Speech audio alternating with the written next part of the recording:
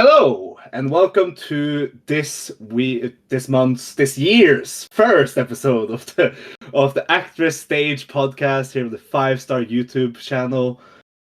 I am as always your host, Sondre, and with me today I have always my co-host Velkej, and we are joined by our first ever guest, Sad Jabroni, the runner of the unofficial English ActWres Girls fan site, and a longtime friend of the show that we kind of had plans on getting on the show like immediately as our first guest. So welcome on to the actor stage, this third episode. So you made it pretty quickly on. Thank you. Happy to be here. I'll have to. Hello, people. I have to address the long-time friend of the show. I'll have to say that because the AWG Boys is the second podcast about ActWres. I have to say they are our enemies, Sondre. Foes, not friends. Yeah. Long-term foes. Yes, to be more precise. Welcome to the show, Sir Jabroni. All AKA stage ain't got Rich. nothing on the all boys. Just saying. Oh, boys, oh boys. That's how you say it, all boys. All boys. It is funny though, because like pretty quickly after our show started, you guys started All Boys. It's very cool. Like more content. Velkej had been like begging me to do it for like a year at this point. Yes. And then maybe he longer. did it. And I'm just like, maybe I should just do it. And then the Strong Silage guys also gave me that push. And it eventually just was like, all right, it's happening. It's finally happening. There's no turning back.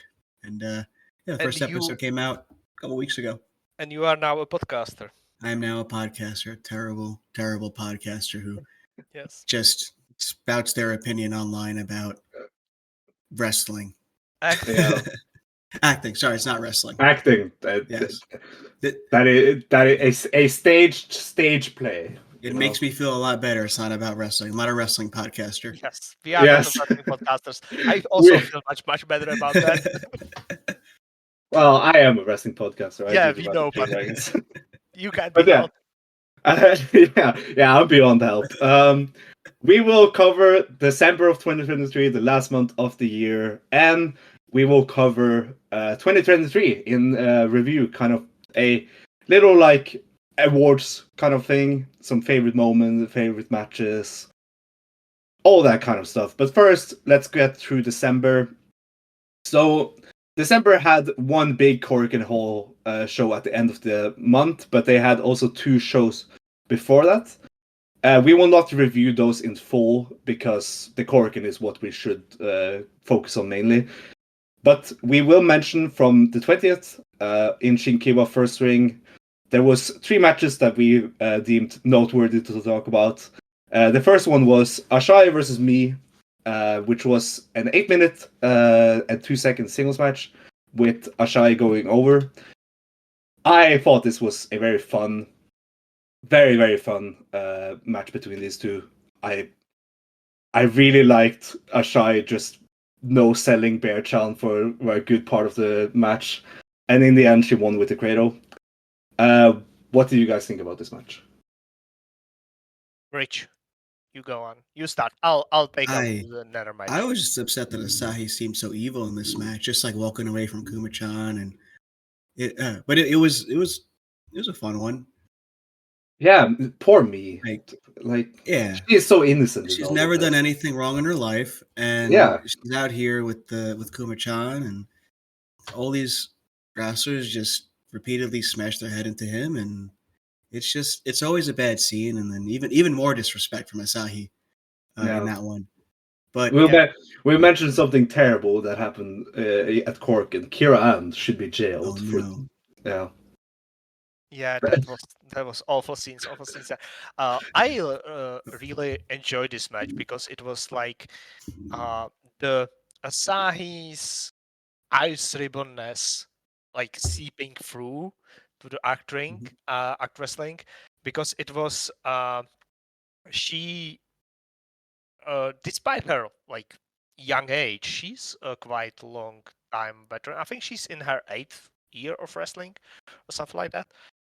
So she has a lot of matches under her belt already, and she has grown in a system that has people like me who are evil goblin like people, and she has embraced this goblin side of wrestling.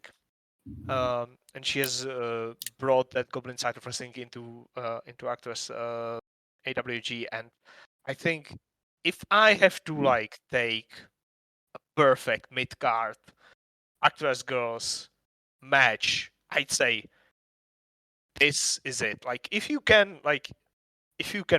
are recommending a match to someone, you usually recommend some main event or something like that, or something very funny. Yeah. But if you want to recommend something that captures how they wrestle, I think using this match as an example is pretty good, because it's under 10-minute long match with entrances 10 minutes. 10 minutes is done and over.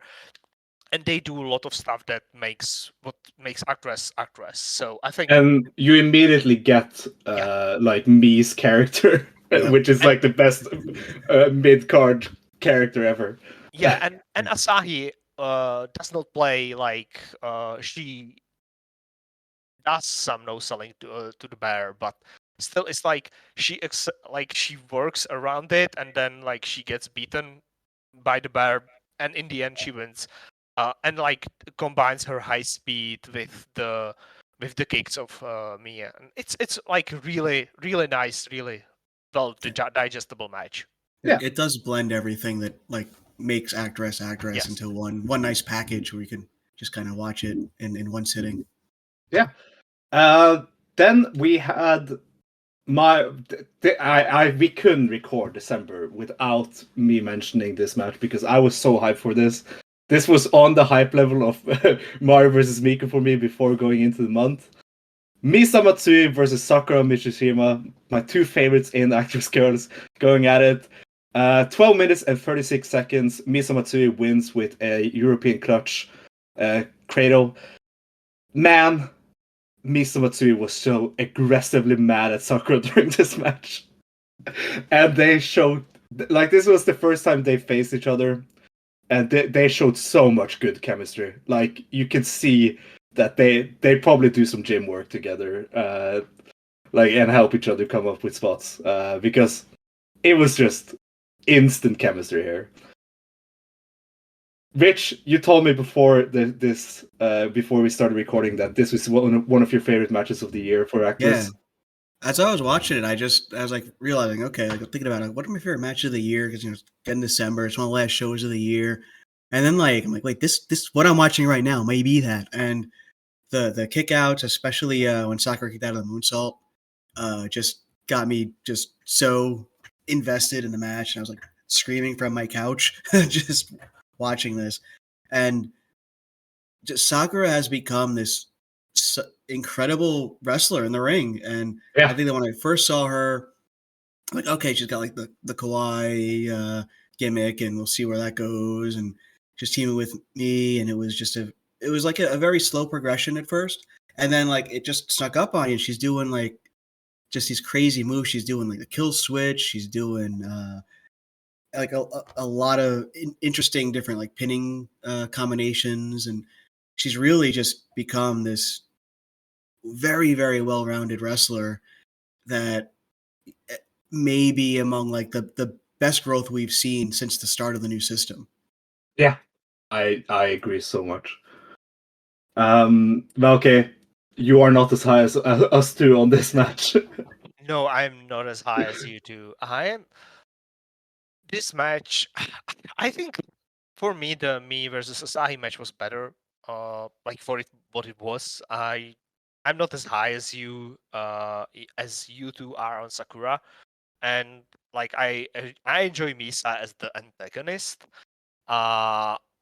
But for me, it was not it didn't hit me on that level as it did to you two. It was the kick out from the moonsault was that was a big that was a big, oh hell yeah, Sakura, let's go, let's pin Misa. I think when we were watching this, Sondra, I think I said, oh, is Sakura pinning Misa here? Because I actually believed that they And will it do could that. happen because they could have done like Update Plus versus Teppen like trade with Ashai going over me and then Sakura upsetting Misa. But unfortunately, it didn't happen. Misa was too strong, and as I said, she was very mad at Sakura during this match, and it was very fun to see. I really liked this post-match promo, and I don't remember, was it Leader in our Discord who translated this for us? Yeah, I think so. Because man, like reading this promo was just a very awesome, like, because Misa said after the match that Sakura, you've been working hard and your efforts are definitely noticed by someone, but sometimes even though people are watching, they won't necessarily support you. So I encourage you to boldly showcase your own value. It's not just about working hard, it's about understanding what you truly want beyond that effort. That is a very good words from Misa. And then Sakura thanked her for the match and said, "You carry the weight of our faction and always lead us.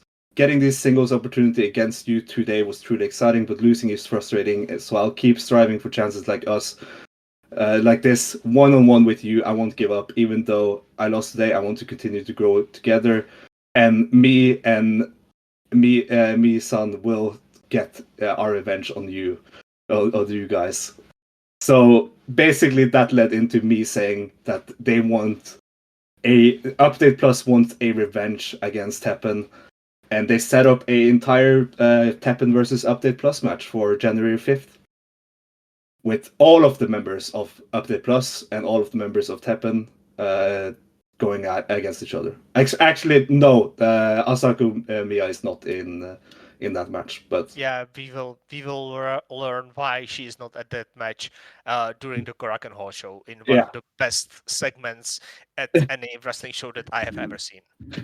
but it is. I think it's pretty cool to have this like Update Plus and Teppen like rivalry going into 2024. And from what I heard from someone that was in the building for this match, that match on January 5th ruled so much, and I'm very hyped to watch it. Yeah, that sounds like I'm also like I'm really high on like ActWres reintroducing tag belts again as soon as possible. One day. Yeah, because I think, is this like one of the last possible combinations of unit versus unit that has not been done? Because I think so. Rich, do you remember if like we still have Update Plus versus Beast Rebellion maybe? That feels like it has happened before. Yeah, I feel like it like, because I just remember Jackie just kicking Sakura in the head, but I'm not sure if that, because like, you know, the teams she can does kind of, yeah, it's like it's just a common occurrence. Yes. So, but I just, I think that like there's like Jackie almost, she's home based in Beast, but she'll do other kind of teams and stuff, teamwork, and it I'm not sure if that's been like the focus of a match is Beast against Update, but it's there's definitely been like paths crossed, but I don't know if it's been a focus of a match to that level, especially when you're talking about like a big massive clash like you have on the 5th. Yeah, so that's maybe like one of the few possible combinations that have not happened. I think because we had the big Royal versus Beast, Royal versus Jadoshu. We now have Teppen versus Update Plus. We had Teppen versus the Royal. You've had the singles with like Act and Sakura and stuff like that, but I don't think it's been at a team based level. Yeah. So that's like one of our last that we can run through, and then we are through all of the possible like the faction warfare stuff. That's why I'm so high up on the tag belts, because I think the like underneath the we have the wacky story of Great Asako and the Asako-gun and stuff like that. We have the personal stories of each wrestler, but I think we need to get something going for the in air quotations mid card, like the tag belts, like something like that. Because I think we are running through the faction warfare stuff already, and we need something new. Yeah. So then the main event of this 20th show was the AWG, the match that was set up throughout November, the AWG title #1 contendership 3-way match. We previewed this on our last episode. Mari versus Koki versus Natsumi Sumikawa. 11 minutes and 42 seconds. Mari wins with the Shippin Rai, which is what she calls that blockbuster. I probably butchered that pronunciation, but she did it to Koki to win. That is a fantastic blockbuster. For me, this match had some problems. Like it was the first time they did like a 3-way situation like this, and it had some growing pains. It felt like, but I thought the right result. Yes, Yeah. I agree. The right winner, obviously, because that was the I was saying that every single one of them can win. I can see any of the results because I was not sure if Miku Aono was losing the title or not. But I think we agreed that like if someone was going to beat her, it would be either Mari or a heel Koki. Yeah, it's like Rich. I'm right now all on board on Koki turning. Yeah, because it's weird. It's weird right now. I'm not as confused as with Kyoka Iwai. I'm extremely confused with her. But Yeah. I'm Same. confused. Yeah. We've all we'll watched we'll get to that. Yes. So the thing with that is that we right now have Koki who have failed so many times. I think she is the one who failed the most against, like, in the top spot, if I'm not mistaken. Yeah. She had a lot of main events. Yep. And she has she always. She was in the first title match. Yes, in March. she was in the first. She was in the finals for the title. She was in the. She got beat in this match.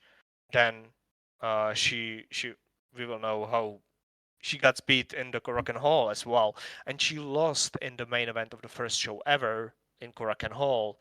So there's like this history that's piling on her back that seemingly tells me that something needs to happen, otherwise the character will stop making sense. And one of the things that outside of specific one person on the roster, the roster all makes sense and are like logical people in this world outside of one person. So I think like that's what I was thinking. Otherwise, this match, as Sondre said, was slightly a mess because the 3-way didn't work as a singles match. It's not as if either of them would have been any combination of these three as a singles match would have been like worse than this. I think this way makes the most sense to do it. And as we I have praised this booking in the November. I loved it how they got into it, and I thought the match will deliver. And I think I was like disappointed at the end. It was not long enough. I don't know why. I'm not sure if they got like 5-6 minutes of the match because they decided it's not really working. Let's skip stuff that we have planned or something like that. I'm not sure what happened there, but as Sondre said, I was also disappointed. What do you thought about it, Rich? I mean, it's similar. I think that you look at the talent in the match, and you go, okay, like Koki's a future ace if you let her become one. And I don't think it told as much of the story as you were hoping. Maybe just as short as it was, or it just it was just a vessel to get Mari the title shot in my mind, and get her a convincing win over two other very, very good wrestlers in order to get there. It served its purpose in that, but I feel like there was so much more you could do with the three of them, and maybe it's the inexperience of Koki, maybe it's some other stuff, but I don't know. It something that looked better on paper than in execution. There are some things we need to talk about Koki with, but Yes. we will save that for Korakuen. Yeah. Okay. Or maybe for the year in review even. Yeah, even for that. But yeah, great setup for the Korakuen Hall main event, and they also got a singles match out of this for the undercard of Korakuen. But we'll get to that in a bit. First, we want to cover on the 23rd, Little Christmas Eve, as it's called here in Norway. AWG Act Wrestling in Osaka. The 176 box, as always, with the Taiji Ishimori banner. We want to touch on the one match from the show, the Christmas special battle royal. Basically, everyone that competed on the card, like half of the roster here. Mari beat everyone and eliminated me last to win the battle royal. Velkej, I know you love this match. Okay, this match, I have a huge issue. I have two battle royals that I want to fit into my top 10. And first is battle royal, the first main event of the Kitazawa show in January from ActWres Girls. Not match of the year for ActWres Girls, but for whole of wrestling that I watch, because I loved that match. I adored. You were in the building for it. Yeah, so I was in the building with Chris. God bless Chris, because I would not have been able to find the venue or even buy a ticket for that venue without him. So I would not have be able to watch this show without Chris. So I loved that match so much. And I think this one was better. This was, if you imagine a bunch of crackheads sitting down and planning the best battle royale possible. This is it. So the whole thing starts with Ren-san coming in, with Mari coming in, and then Ren-san coming in Ren-san persona. Mind you, Ren-san, not Ren-san, the Lotus person. And she says, oh, I have a gift for you, Mari, or something like that. And then Todoroki Klaus comes in, and in Todoroki Klaus's bag is a singles belt that Miku owns. Miku is completely confused by this and surprised by this. And Ren-san explains that this match is now for the number one contendership for the Korakuen Hall main event. So if someone beats Mari in this match, they get to be in the main event of Korakuen Hall. They did it so well that someone who was in the Discord during the watch along bought that idea and the stip as a real thing, because they were really good at it. It was not a real thing, of course, because Todoroki stole the belt and Ren-san just made up a stipulation on the spot. Yeah.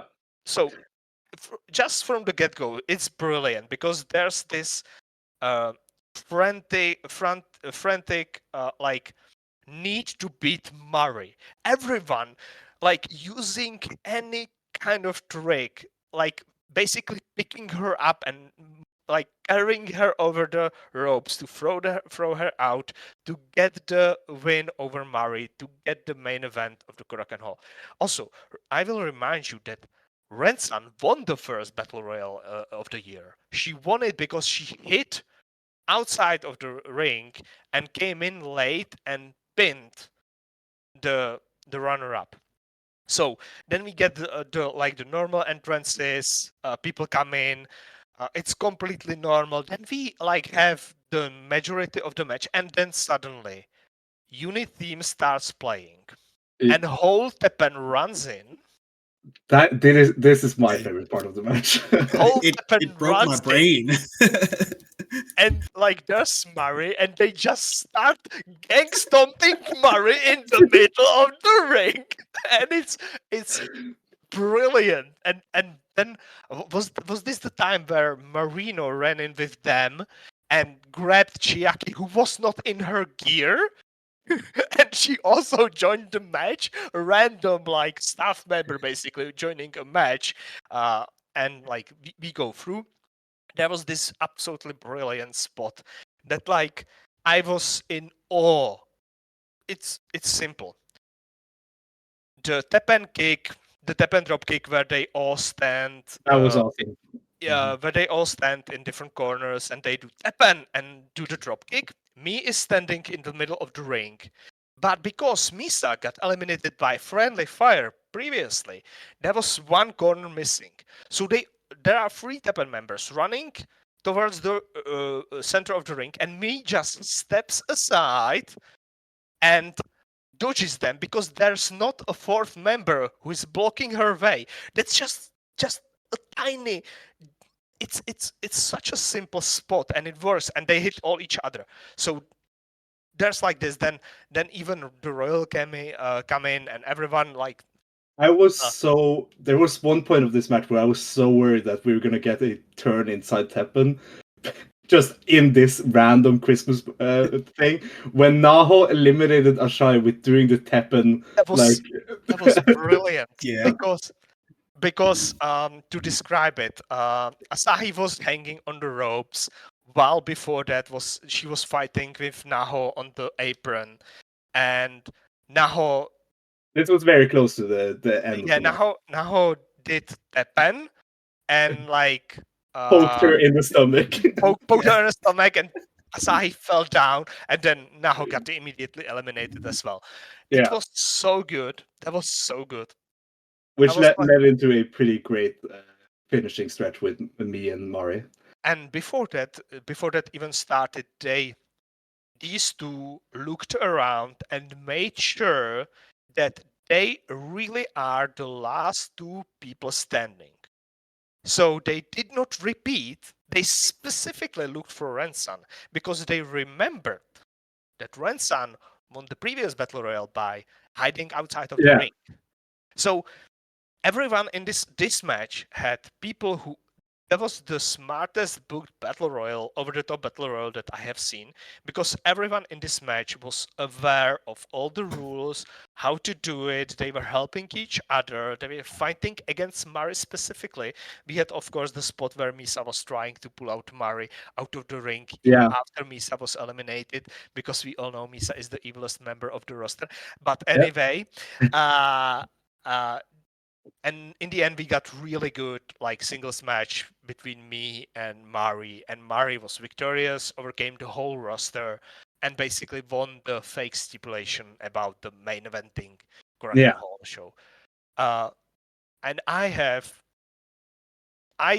knew that I will be putting the Battle Royale from the January onto my top 10 when I left the venue.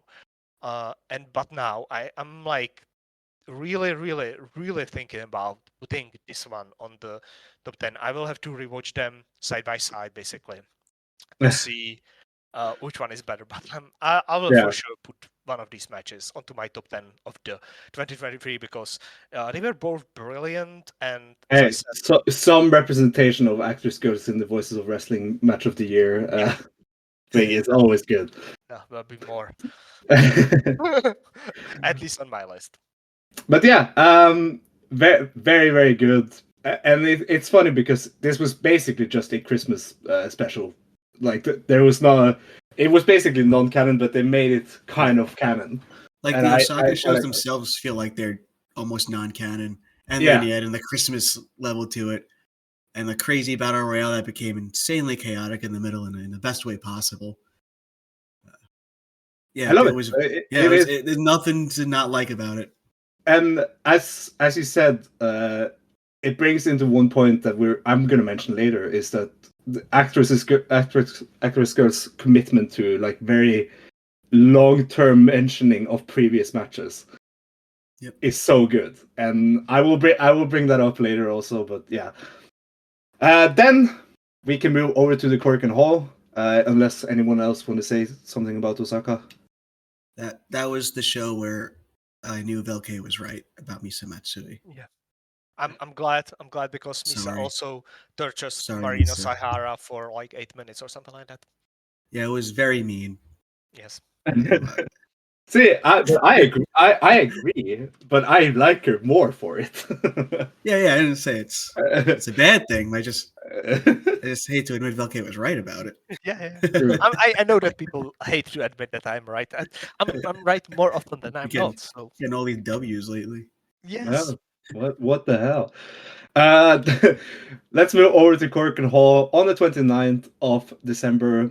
The ActWrestling in Korakuen Hall, the same day as Stardom Sumo Hall show. But luckily, we did not have to do any cross streams because this show was not live. It aired earlier this week. It took a long time for it to come out, but shorter than I thought it would. Yeah. I actually thought it wouldn't come out before week 2 of. Yeah. We thought when it came out on the 5th or something like that. Yeah, or the on the 4th even maybe. Yeah. No, on the 5th. Yeah. Okay. So there was like 5 or maybe a week sooner that I thought that it would come out. So really good from Sakaguchi. Yeah. Opening match, Update Plus, Kanamik, Nagisa Shutsuki, and Sakura Mitsushima defeated Nao Yamada, Naru, and Yu Tenshuku after 9 minutes and 46 seconds. Sakura won with the Blossom Arch hold over Yui. Really good. I mean, I always like when Sakura wins stuff, so I will always be a bit higher on that. This was a bit disjointed in parts, though. Yeah. There was like this section where it kind of fell apart, but they got it back on track relatively quickly. And I'm very, very disappointed that the Nepo baby, Yui Tenchoku, by the way, Rich, if you did not know, she is a Nepo baby. Because she's from Nara. That's the only reason why she's Nepo baby. So, who for people who do not know, Fuka is from Nara, so Yui Tenchoku is her favorite wrestler ever. So she's going to be super pushed, and she's going to be super rookie. Yep. Yeah, I mean, I have a prediction about her for 2024. So yeah, Economic was way too rough here. She was like, yeah. Why was she going so hard at some point? I loved everything she did in this. Yeah, it was so great. She was the like stentons and she threw 4 of them, and they were all insane. Yeah, and she squished 4 people. It was like, why are you so rough in this opening match of the Korakuen Hall? People, I don't know how you deserve that. You got a second rope senton. It looks like one of the most violent moves I've ever seen. Usually it's like a very pretty move, but when she does it, it's violent. And it looks she's like this tiny person too, and it's amazing. Ribs. Yeah. And Sakura was on fire too. ActWres girls continue to have a tradition of some of the best bridges in wrestling, and she is very proudly continuing that one. Yeah, and we'll talk about another one later. Yes. Yeah. But yeah, not much more to say about this match. Then we had a battle royal. Another battle royal. This time it was more of a just mid-card battle royal.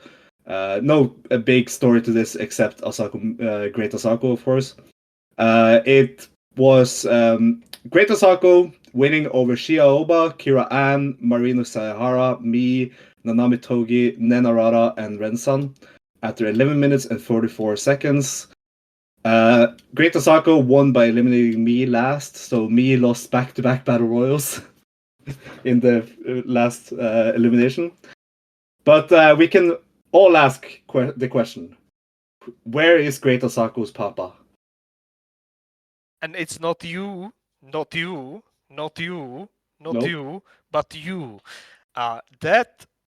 That post match was one of the, as I said, one of the greatest segments in wrestling that I have ever seen. The moment where Miku Aono, who is the champion and main eventer of this show, is seconding this match. And Great Asako finds her and points out that it's you and goes after her and asks for a singles match very soon. And then General Manager Fuka gets a message on her phone and is booking the match right there on the spot. And it's like, and then there's a graphic for it, and I'm like, my brain is exploding while I'm watching this, and I'm like in awe, like what is happening, what is going on, like. The graphics team worked very quickly on that. It was like 20 minutes of a nightmare for Miku. Yes. Just solidified with probably the most terrifying graphic she's ever seen in her life. Yeah, one-on-one with Asako. And the way Miku played it off, where she does not want to have anything to do with this. No, please, no. Why are you doing this? And Fuka is convincing her and telling the announcer to say it, showing her the phone and everything. It was so good. It was very good. I was dying. I was dying while we were watching it, and it was so good. The battle royal itself, in ring, I thought was pretty messy. Kira Ann was not. Oh God. Wait. We have to give her something. Like, we have to give her something. That 15 seconds where she kicked the Nene 3 times, and it looked like she kicked her head off 3 times. Were pretty sweet. She can do kicks, but everything else she does is very slow. Like, she couldn't even throw Bear Sound out correctly. Like, she couldn't throw. But yeah, the biggest highlight of this match was, of course, when me entered and like immediately ran in and threw Bear-chan at Kira-an, who just destroyed Bear-chan, and me kicked Bear-chan out of the ring, and the body of him fell right in front of Miku Aono's feet. And her reaction was just amazing. Camera goes right to Miku, and she's just like terrified. Headless bear. Like, this is not good. And head is just in the corner. Yes, and beautiful visuals the whole match. And the headless bear then sits. Head is in one corner, and the body is in the other corner, opposite it. So it's like the minds of people who work in ActWres Girls continue to amaze me. Like this match, the match, as Sondre said, was messy, but there were highlights. Like Kira Ann, as much as I rag on her, the kicks she did to Nene Arahata were like amazing and like basically levels of Nakajima. Like, it was like Nene. No hand to like stop the kick or something, like to cover her face or cover her head as you usually do. No. She just let Kira kick her straight to the head and deliver some concussion.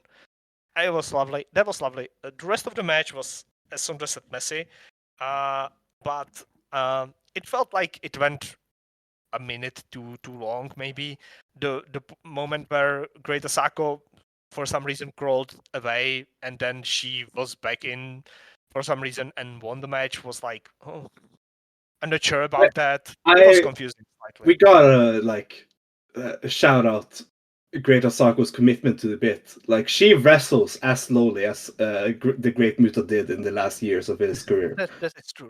Like, she is very committed. Yeah, almost as if she does not own any knees. True.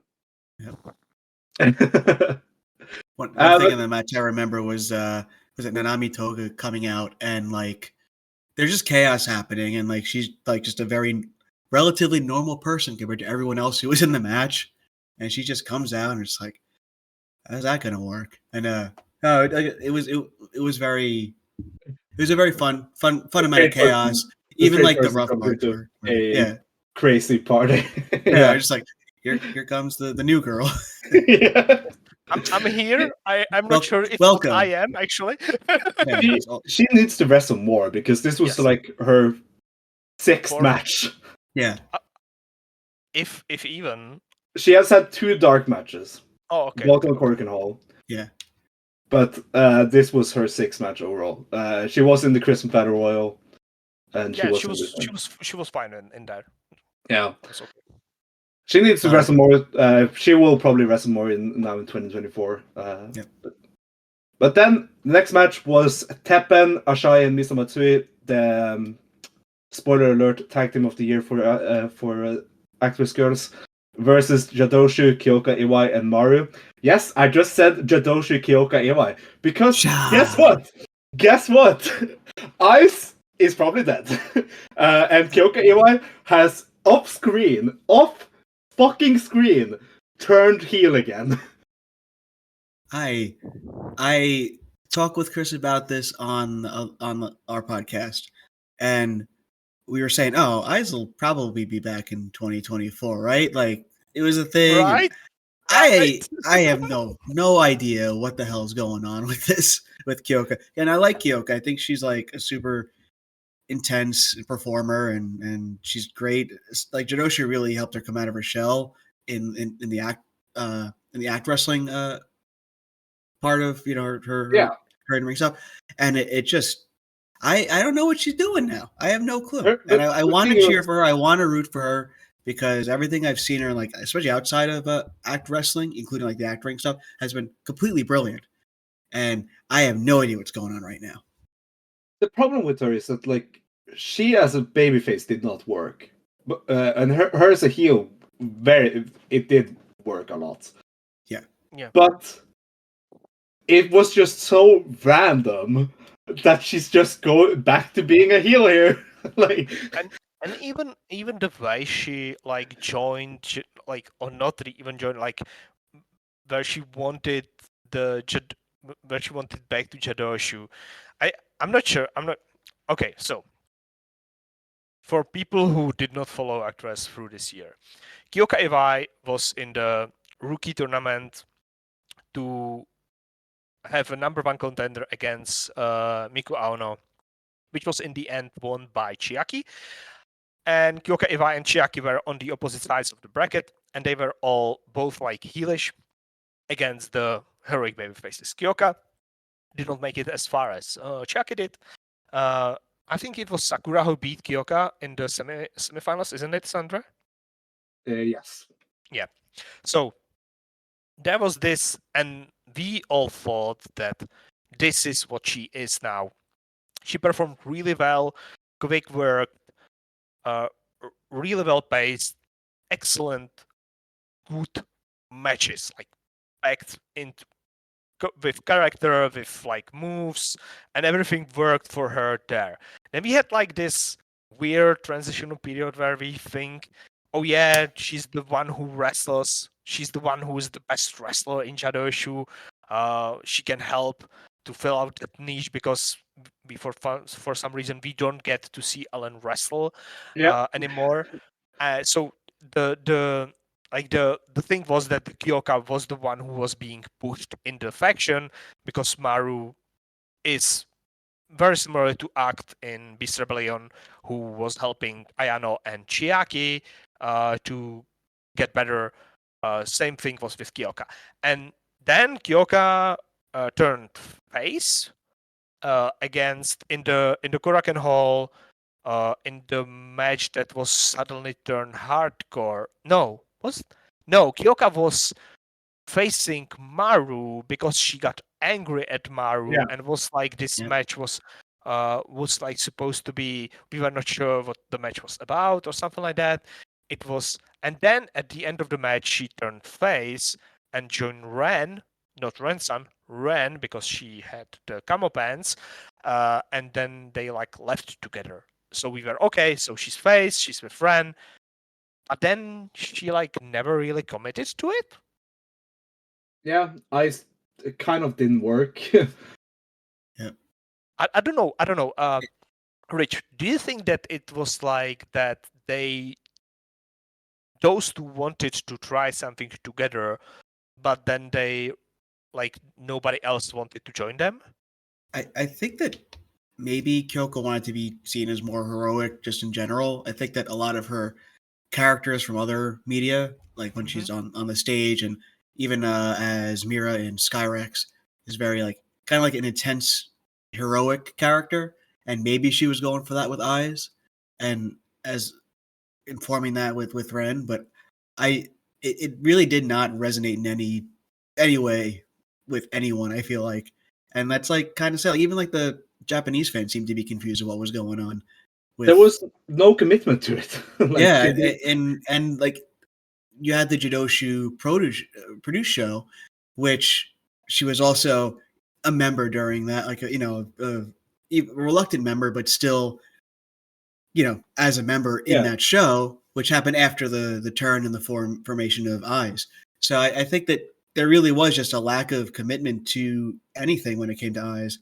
And I thought maybe before Korakuen that, okay, it's something we'll revisit in 2024. And then after this match, I'm just I really don't think that's going to happen. I think it's just, we're just going to pretend it never happened. Yeah, that seems like that's where we are going, because we did not talk about this match. This match basically was as if Kyoka Iwai never left Jadoshu.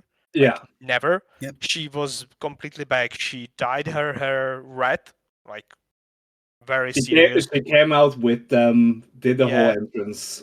She had her heel gear back on. She used weapons, and in the end, was it her who attacked the referee? Or was it Maru? I don't remember, but it was Maru who did the share shot to Misa. Yeah. That was not shoot, unprotected chair shot in ActWres Girls. Yes. Unprotected. Unprotected chair shot to Misa got Jadoshu disqualified and Teppen won. But yeah, this was a lovely little, aside from the confusion of Kyoka Iwai being in Jadoshu again, I thought this was a fun brawl. Yeah. It was a good match. They went all over Korakuen. I thought this was a very good setup for the Jadoshu and Teppen feud that they seem to be building towards. When Maru was trying to shove Misa in the trash, I was thinking of you, Velkej. You should have been at the voice chat. I was screaming and yelling and saying that's where she belongs. It was brilliant. Yeah, it was great. It was a lot of fun. It was very good. After the match, Teppen was pretty pissed. They were confused why they were being so attacked by Jidoshu, and Teppen basically asked for a hardcore match from Maru, and they agreed. That was set up as the main event of the Jidoshu Produce Show on the 25th of January, which will be Ashai and Misamatsui Teppen versus Maru and Kira Ann in a hardcore match. That sounds awesome outside of Kira Ann. Yeah, maybe she's good instigator, sadly. Yeah. In the matches is I wish it had been Alan instead. Oh no, we get Alan elsewhere on the card. Yeah, true. So true. This works. This works. Please protect Teppen from getting hurt by a mistake, like kendo stick shot by Kiran or something. I'll believe her. I think both Sahi and Misa are tough enough that they will be able to do this. Do you think? Just a question beforehand. Do you think we get blood in that match? I hope so. I hope we leave that match with Teppen bleeding. That would be awesome. I'm hoping for it too. Yes. I'm it's never gonna happen in ActWres, but you know what? If it's gonna happen, that's where it's gonna happen. Teppen produce show, hardcore. Let's go. Do you think, Jadoshu? Do you think Asahi is up for hiding a blade in her gear and blading in the main event? of Shinki Basho in front of like maybe 200 people. I'm trying to remember if either of her trainers did that. I don't remember if Tsukasa ever played. yeah. Shirai surely played it. Yeah, Mio Shirai definitely played it. But I don't remember if Tsukasa did. Yeah, that's true. Or, yeah. Or Tsukushi. Like, I know the Tsukushi isn't listed as one of her trainers, but she did a lot of stuff with her. Yeah, we'll see. Either way, I'm excited for that match. The next match, unless you guys have anything more to say about this. Let's hope Kyoka stops being so confusing next year. Yes. Next match was an 8-woman tag. It was the Best Body Japan, like Best Body competition winners, whatever that was. Shika Goto, Erina Yamanaka, Natsuki, and Riko Fukunaga defeated Allen, Bulldozer Todoroki, Katmas Kaluku, and Chiaki after 11 minutes and 38 seconds. Velkej, you know the story behind this match. Yes, the story behind this match is that Chika Goto's video on ActWres YouTube got 1.5 million, and they used that in the opening video of that match. Yes, that's absolutely brilliant, and I love it because that's the thumbnail that made ActWres Goals extremely famous. The thumbnail. The thumbnail. Yes. Yeah, I mean, I thought the match itself in ring was pretty well worked. Alan, as always, when she wrestles, is just so sick, and I wish she wrestled more. And god damn it, that Natsuki bridge on the cutie special. Yes. What the fuck? Yeah. that was the best bridge I've ever seen in wrestling, like ever. I think that was the sickest bridge I've ever seen. Okay, before we continue. New Natsuki gear. Rich, what do you think about that? I like it. Yeah. Yeah, I think it needs more pig patches, but I did not like it at first until someone said, "Oh, it's ballerina gear." And I was like, right, ballerina. That makes so much sense. And I was like, okay, I'm fine with that. It was like I did not like the step away from the sports, like the sports gear, like that felt like a sports thing, into the skirt.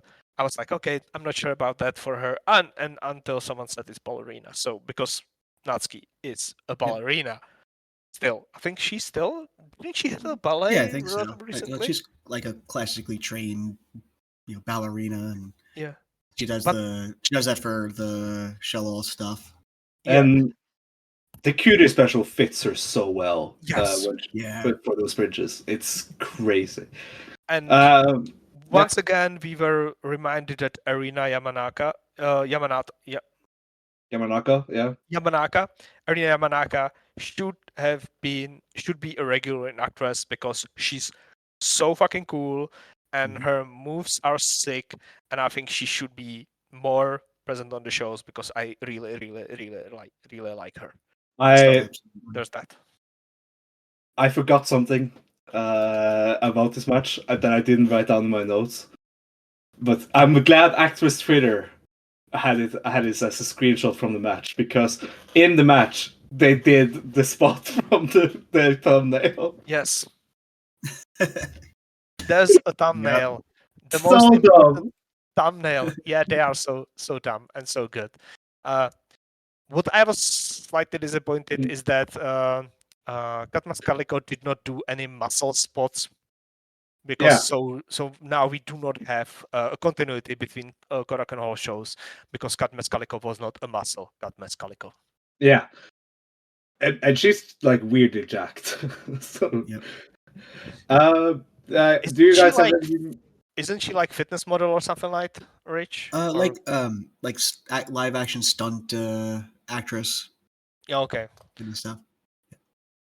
So tokusatsu thing, probably. Kind of. I don't know if she's active in that, but yeah, like adjacent. Okay. Do you have anything to say about this match, Rich? Not really. I think we went over most of that.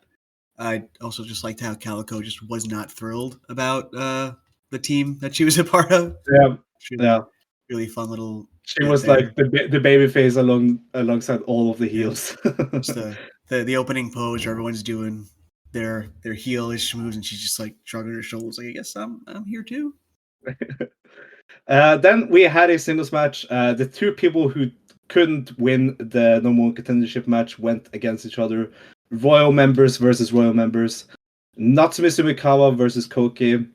Natsumi Sumikawa wins after 11 minutes and 57 seconds with the Blue Magic Sword, which is what she calls her Somato, which is a great name. Great name. Fantastic name.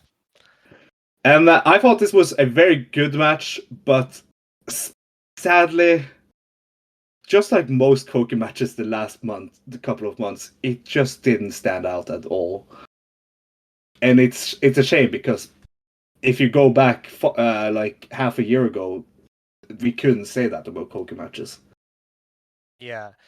The thing is that I don't know if I said that on the previous podcast or just while we were watching some of the shows, is that it seems like after the hiatus she took in summer, she either stopped, like she does not have time to prepare or to train or something, and it feels like she stagnated, she plateaued, and I'm actually disappointed in this match, and I have been disappointed in her performances lately because I think she is one of the few wrestlers who were fairly well featured from the start who stopped improving, which is heartbreaking for me because she was my picked favorite from the start. So it's like, oh, that's sad and bad.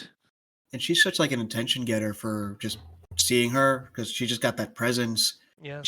She's tall. She stands out amongst the ActWres crew, and I want to see her do amazing things. I know she's got the potential to, and you saw it like in March. And when I talked with Chris, we were like, oh, that was one of my favorite matches of the year because biased because I was there, but also I felt like it stood up after the however many months.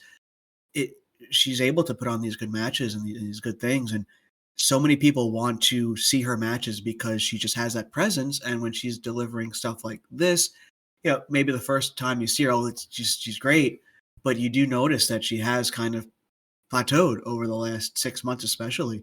And it's been frustrating as a fan because she's got so much in her, and she's got just a captivating personality too. Just the entrance, the dance isn't anything special, but it's something that really it stands out, and she can stand out so many ways when it doesn't come to in the ring. But in the ring, she's not standing out, and that's the frustrating part. Yes. Yeah. And like we are calling when we are watching, it's the lariats do not look good. Like they have not looked good for so long. And it was like when she started, okay, it's fine. Yeah. They will get better. But she's been wrestling 2 years and her lariats have been getting worse, especially comparing her to someone like Chikagoto, who started after her and has not been pushed as hard as her. I was going to say Goto being in the same faction does not help her. Yes. Like, it makes sense because, okay, they're two tall women. It's a cool like visual to see them together. But I think in a lot of ways Goto surpassed Koki, and I can't believe I'm saying that now, thinking about 6 months. But in so many ways, when it comes to like the impact of moves, it's night and day.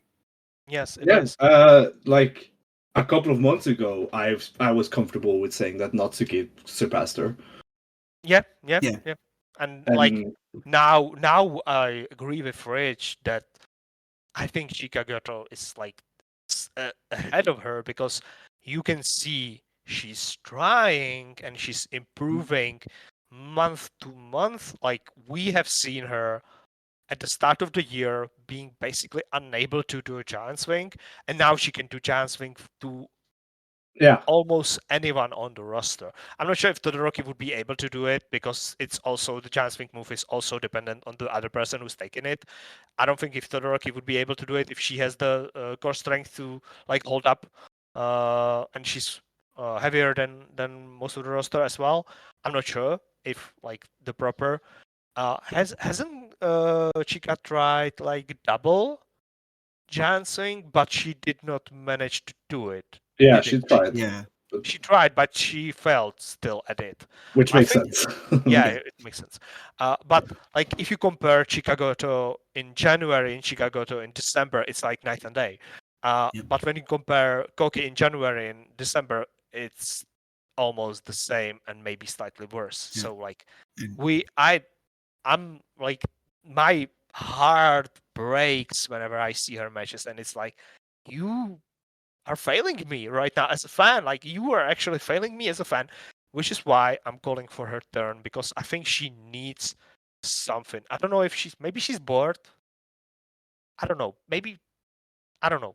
I don't hope know. something changes. Something needs to be changed there. yeah, maybe there's truth to people who are saying, "Oh, she's gonna end up somewhere else in the future," but it's gonna be a hard sell if she's putting on stuff like this. Okay, The so you look can only think take you so far. she's like leaving ActWres like I soonish? I don't. I don't. That does not feel like it. Yeah, I just know that like was it Hakusan was talking about a lot of people talking about Koki and yeah, there's been some buzz, but But I it's I like I don't think like I don't think you would take your foot off the gas if you were okay. Like maybe I'll have a shot to get get paid in Stardom or a Cyber Fight or something. I think you would try to sell like get try to find a reason why people should sign you, Yeah. but it hasn't really been that. I think that like actually does not feel like it because I'd say she is doing more stuff outside of ActWres than before. Yeah, And that that's I why think I don't think that. yeah. I think if she had her vision set on a wrestling career, and she's shown that she has the ability to do it, and the image and the size and everything to really be someone special in professional wrestling. And She the would promos, like yeah charisma to do it. Like yeah she could totally focus on that and end up anywhere she wants to, but it's not that can't it just does not seem to be her priority, or at Yeah. least and maybe that's why she's just content with being this, being where she is right now and being okay kind of plateauing at this, you know at this space where she's at, and it's frustrating though as a fan.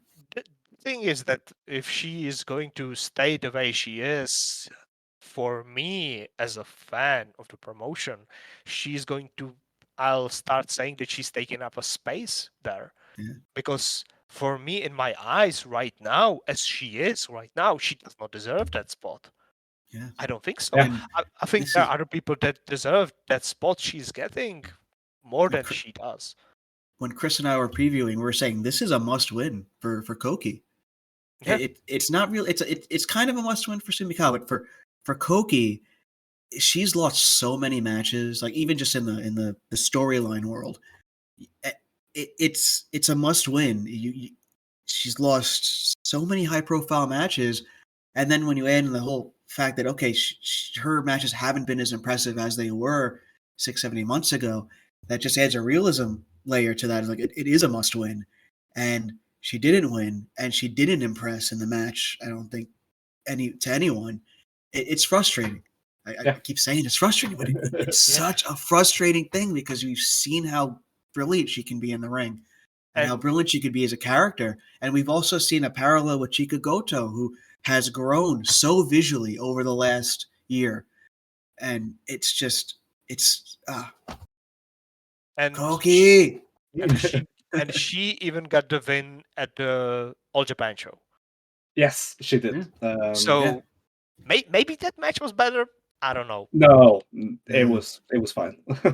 Okay. So basically, right now, I'm calling for her turn or something to change because we got booked for a Royal Produce show, a 4-way Royal match. Yeah. Maybe she can join Eyes. God damn it, Rich. We need something. Yeah, we'll talk. We'll preview that later. But we should get to the main match of December, the AWG title match: Miku Aono versus Mari. Miku Aono's 7th defense is a failed one, as Mari becomes the second AWG, well, the new AWG title singles champion. Very, very good match. 16 minutes and 28 seconds. Mari wins with the blockbuster she did against Koki in the three-way, but first she did a kick into that blockbuster, the shipping in Raya. Very, very good match. An amazing finishing stretch. I really, really enjoyed that, and I thought this title win felt very, very like. I liked that Miku sold it like she was surprised that got the win. Like because she immediately looked at the camera like in shock that she was just pinned, and I really liked how they did that. Velkej, we can start with you. What did you think about this match? Love this match. There's one big glaring like negative on this match, is that the crowd were not giving them that much, which is like, it felt cold in your venue. It didn't felt like this big momentous match. Comparing it, for example, to ActWres match in August. Bigger crowd. Oh, sorry. The way bigger crowd. Yeah, way bigger crowd. That's it. People are not as willing to cheer when not as many people as there as then. It's that's like the only negative I have against this match. Like I cannot tell you how much I was looking forward to this match and how I was imagining how they would do their match. There's this thing that Miku Aono does where I feel like she loves pain. And I know that sounds weird to say, but I think she loves making other people be in pain, and she loves being in pain. Because I cannot imagine anything else being the reason why she, like, the sick smile she has while she kicks someone in the head is so good. And her like killer instinct carrying through the match while she's setting them, for example, the style splash, is like, she is a beautiful murderer. Like, it's so good. This unbeatable ace that didn't actually crack because she got pinned. Like, it didn't felt like she was truly completely defeated in the match, but it felt like she was defeated after the match. Like, I'm not sure if I'm explaining this properly. It's like Mari didn't really beat her, but Miku beat herself. At least that's how that's how it felt afterwards. So I still can see her as this unbeatable ace of the promotion. And Mari needs to prove herself now to me as a fan, if she is really worth it, this title, because for me Miku was the best champion of 2023. Like I cannot, like, I don't have any other champion in whole wrestling that I watch that was better than her. No, there was no question there. Yeah, like who else is better than her? MJF? I don't watch that, so I don't know. I would say the older. I will expose myself as a male wrestling guy here. The All Japan guy in me would have said if Kento Miyahara had the Triple Crown throughout the year, or Yuma Aoyagi had the Triple Crown throughout the year, they would probably have a bigger case. But Miku Aono held the title throughout the year, and she is definitely the best world champion in Japan from last year. So basically, for me, the result of this match is like this, not actually heartbreak, because I am not really ready to call Mari the ace of the promotion, because I don't think that that's what they were telling as a story. She's the veteran. Yeah, she's the veteran steady hand that's there, and she needs to prove that she's better than Miku on her championship road, because the funny thing is, it's the points match, isn't it? So God damn it. The thing is that within kayfabe of ActWres girls, now correct me if I'm wrong, Miku being so distraught after the match means that she is extremely sad that she was not as popular as Mari, and she needs to prove to the audience that she's better than her, so they buy tickets from her? Question mark? Rich, help me out. Question mark? It's just like hard to explain. I think that some of it is like the actual act wrestling. She's playing her part as the loser of the match, but it is definitely that emotion of like I guess that she feels like she needs to sell more tickets. Yeah, It's definitely and like there's a dice roll. There's also like a personal improvement and a personal component to it as well, an actual in-ring component. So there's more to it than just selling tickets and selling portraits. But it's one of those that Mari has maybe surpassed her in ways that are not like raw power in the ring, but from her, I mean, her performance over the last month. We just talked about winning the Battle Royale and winning the number one contendership.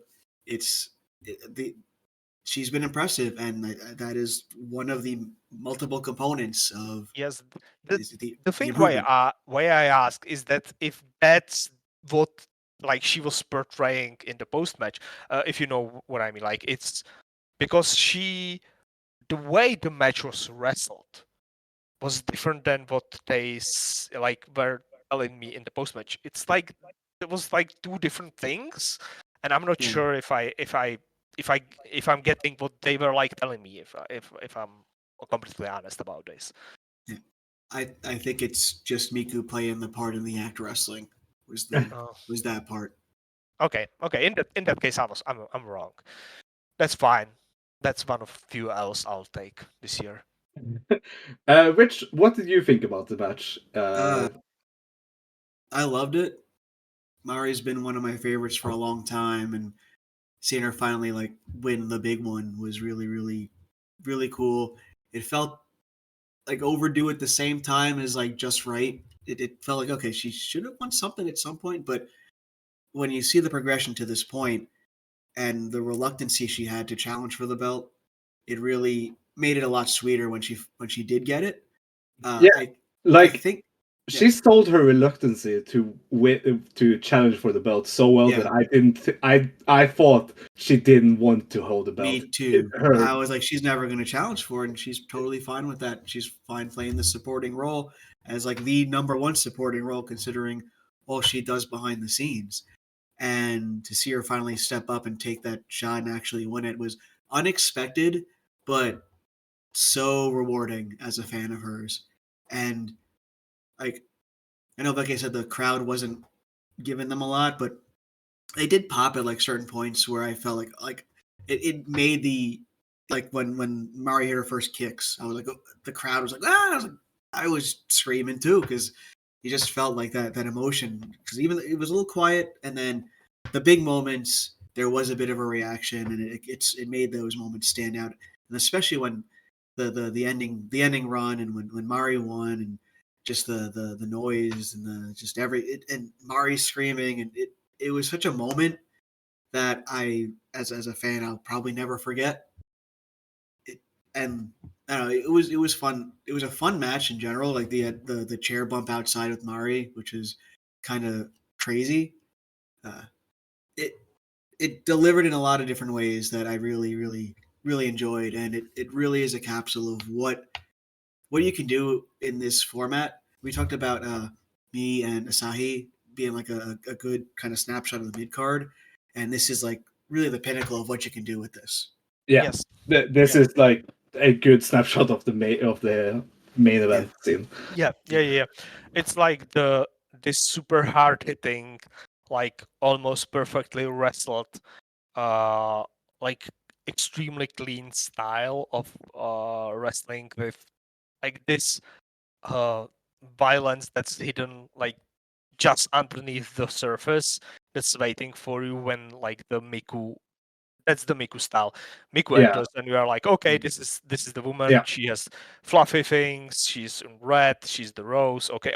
Oh my God, why is she hurting the other person so hard? Yeah. Oh my, why? Oh, that's the sound I make when I watch her matches. Once the kicks start, Yes. for both of them, it's just Yeah. it's game over. Yeah. I one aspect of this match that I haven't mentioned yet, but I really enjoyed is that throughout this year we have seen these two team up against all the units. Like these two have been like the two big main eventers that refuses to join units. Of course, Miku got forced into a unit, but I find it very interesting to see these two like go against each other because they have been teaming a lot over the 2023 together, and being like highlighted as some of the most like protected people in the company, but also the two people to beat in the company. So it makes sense for Mari to take the title from Miku because now, there's another one that people they not only is their goal to win the title, but their goal is also to beat Mari. That was the same for Miku's reign. Like the goal is to win the title, yeah, but we also want to beat Miku because she never loses. The same can be said about Mari, maybe to a lesser extent, but yeah, I really like that, and I am very excited for Mari's title reign. I have some predictions about it, but I will wait until we get to that part of the year-in review part. But yeah, unless you guys have anything more to say about Korakuen. I think we've covered everything. Every single angle we can go from, unless like we can. I don't think we want to wallow in the sadness and confusion of Kyoka, or confusion of Kyoka, or sadness over Koki more. So yeah, I think my whole experience of the Korakuen show can be summed up in 2 words, and that's praise Mari. Yeah. Thank you for a fantastic 2023 ActWres Girls. That was what I said after the Korakuen was over. Now for some reflecting on 2023 for ActWres Girls. A very, very strong year for me with AWG. Of course, I started watching in 2022. But this year, really, they have been the Joshi Company of the year. I think everyone agrees on that have been watching AWG. They are up there with a lot of other promotions as the overall promotion of the year. I gave them runner-up in promotion of the year overall. I'm sure Velkej would put them over everyone in promotion of the year, and probably Rich also. Yes, yes, I think so. Probably. Yeah, the most consistent promotion that I have watched this year. Yeah. That's what I will call her. What I will call them. Like from the start of the year to the end of the year, they did not have like a lame month or something like that. Yeah, they didn't have any off months, and yes. Or like I cannot say that they like the promotion themselves. They did not have a bad direction or anything like that, because for example for me New Japan completely stumbled during the G1 season. Stardom was like all over the place. Tokyo Joshi Pro without Yuka is like not for me, basically. I discovered completely. So like ActWres Girls win out. Yeah, for sure. Let's talk about some favorite matches. I'll start with my number 3, which is Miku Aono versus Mari from this Korakuen. I think that is a clear, like, as we just talked about, like that much. We shouldn't really need to talk more about it, but yeah, that's my number 3. Velkej, do you have a number 3? I don't have like them numbered actually, Okay. but I'll choose one that I have written. I've said I loved both of the battle royals, so let's use them as the honorable mentions. But I'm more focused on the singles matches in this thing, and that I will say that Miku Aono versus Natsumi Sumikawa in early this year during the tournament for the singles title is one of the best sprints I have watched this whole year, and should be like, if you have like joined ActWres Girls relatively recently, you owe it to yourself to go back and watch this match. I am not exactly sure what show it was on, but I think it was. This was on the 23rd of February in Act Wrestling in Yokohama Radiant Hall. Oh yeah, it's a Radiant Hall as well. Yeah. It was the semi-main event, Miku Aono versus Natsumi Sumikawa in the semifinal. Below Koki versus Mitsumi Matsui. And I when I look at this, I remember liking Miku Aono versus Natsumi way more, even though I was very high on Koki at the time. And Mitsumi Matsui I've always been high on, so yeah. Rich, do you have a clear number 3?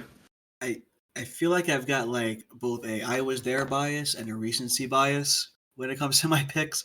But I guess like my number 3 would be Koki against Miku. I feel like it just kind of set the tone for a lot with that belt, and it may have been the peak of Koki and the hype around the excitement of the new crew coming in, and are they going to like actually just take over from the start? A lot of interesting components in that one, and Koki really just impressed in that match, and being front row for it was really, really cool. And I really enjoyed it. And I feel like looking back, there's so much more that could have happened after that with Koki. Yeah. But I feel like it established Miku as the champion, and it went on to be the best championship reign of the year and set her up for being the wrestler of the year. I must say, you were very lucky to go to that Korakuen Hall in person. Because looking at the card, I think this is my favorite Korakuen this year, because this is the Korakuen where Shiaki turned on the Royal in the semi-main event. I wish I was on camera when that happened. It was so sad. I remember that as one of the standout moments of the year in ActWres Girls. That was so that was so Dragon Gate coded. That I was so into it. It was like a perfect turn, basically. It's oh no, why? Yeah. My heart broke into a million pieces, but also Chucky became like the coolest person on the planet after that. Like, so whatever. Again, in hindsight, it's things will change, but when you're there, the emotion and the feeling of those shows, it's really just intense, and that turn was incredible. Yeah. Very, very, very good. Number 3 is here. My number 2 is from the 21st of April, 2023 in Shinkiba First Ring.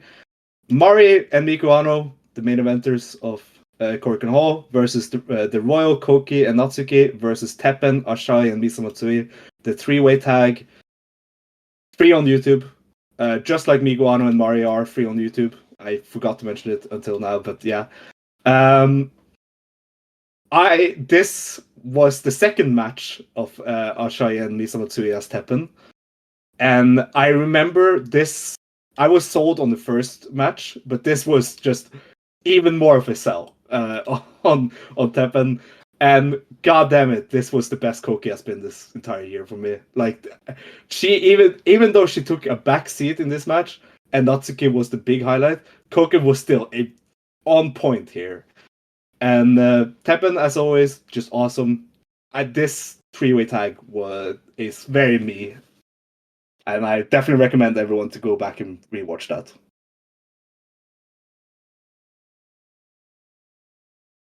I really like that match as well. Like, really like it, especially in the moment. Yeah. I remember when they made it free on YouTube.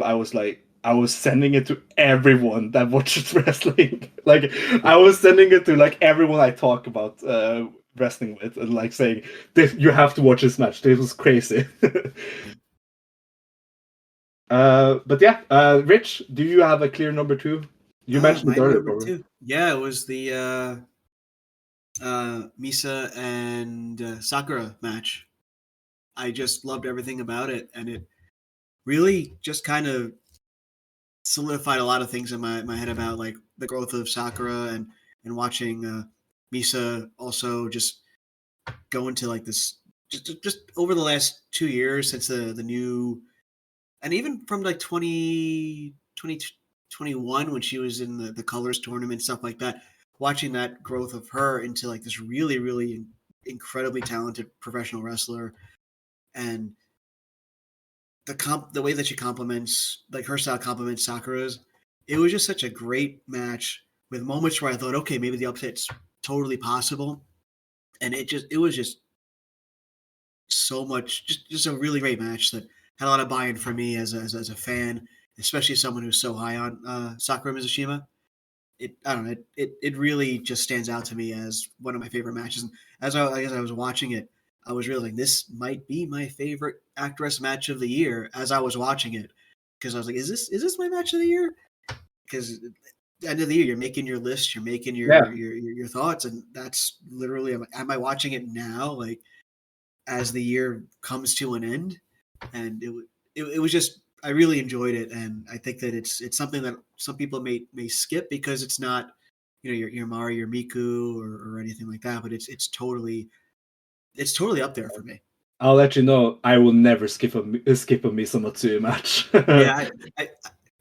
I won't either. She's fantastic. She's not one of the names that people, I feel like, she's not like one of the people, okay, I have to watch every single matchup, but the people who know, and the ActWres people know.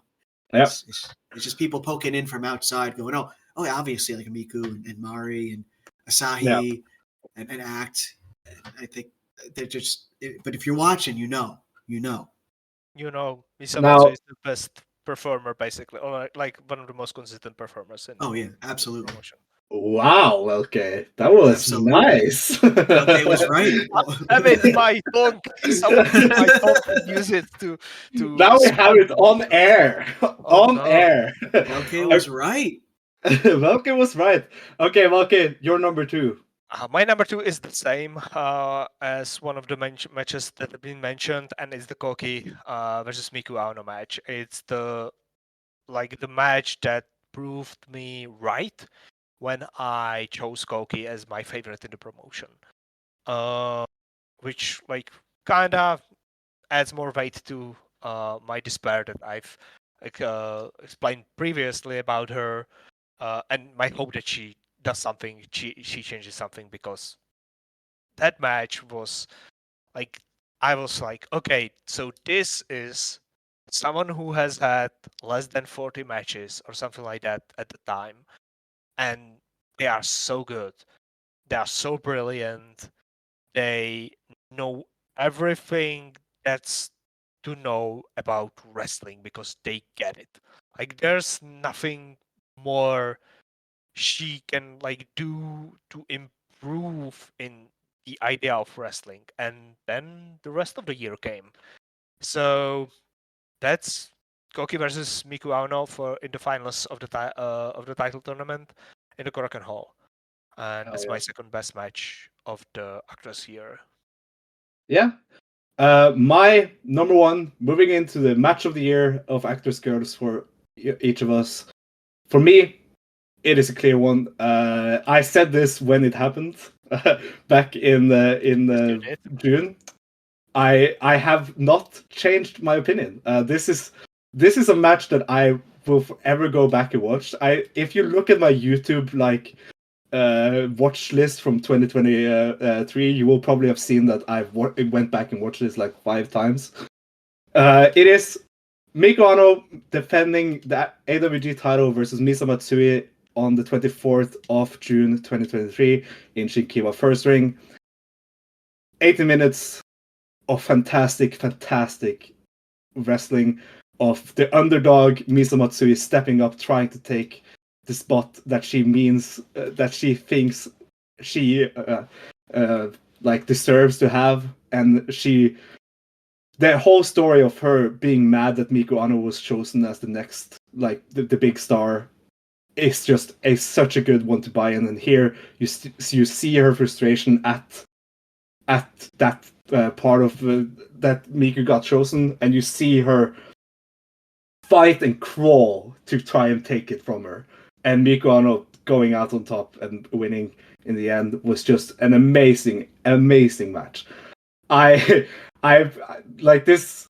I am of course biased because it is Misa Matsui. She is my favorite on the roster, but I am so glad in this match. And notice one thing about my top 3. All of the top 3 matches for me it features Miku Aono. And that speaks to 2023. It's not hard to do that because I think I'll be same. Yeah. Okay. What is your number 1? It's Miku Aono versus Asahi. Hell yeah. I think that was the definitive match of her reign. If I'll have to point someone to, if someone asks me why are you saying that Miku Aono is the best champion of this year, I'll say, okay, go watch that. This Asahi was supposed to be the ace of Ice Ribbon, underground future ace of Ice Ribbon, and look at this match.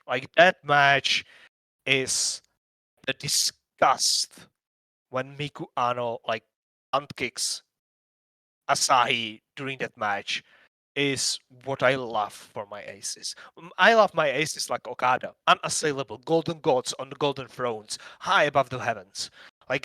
Those are the wrestlers that I love. I love these people who force other people to reach high, but never touch them. Which why I love Okada, for example. And this is what Miku Aono showed me in the match, which is why I'm disappointed in Miku losing the title to Mari. While I love Mari, I still think that Miku had more to show me. I still believe that she should have held the title slightly longer. A quick question to both of you guys. I have gone back and watched both of these title reigns ever since I got into ActWres Girls in 2022. But I want to ask, real quick, who had the better AWG title reign? Miku Aono, Miku Takase, or Sayori Aono? Miku Aono. Miku. It's Takase had interruptions from COVID and stuff for a long time, but and I know set the tone for it, but it really Miku's is legendary at this point. Taking a fairly recently rebooted promotion and making it relevant. I think that's enough to. Yeah, I think that I'd say if I had to rank them, it's Miku is the best, Saori is the second best, and Miyuki Takase is the third best, because while all are different, Miku is this, as I said, unassailable ace champion. Mm-hmm. Saori Aono was this ice queen that ruled over the roster, but she was fallible. Yeah. And Miyuki Takase was this super powerful champion, but it didn't felt like she was above the roster, while Miku felt completely above the roster. There was one Miku and everyone was underneath her.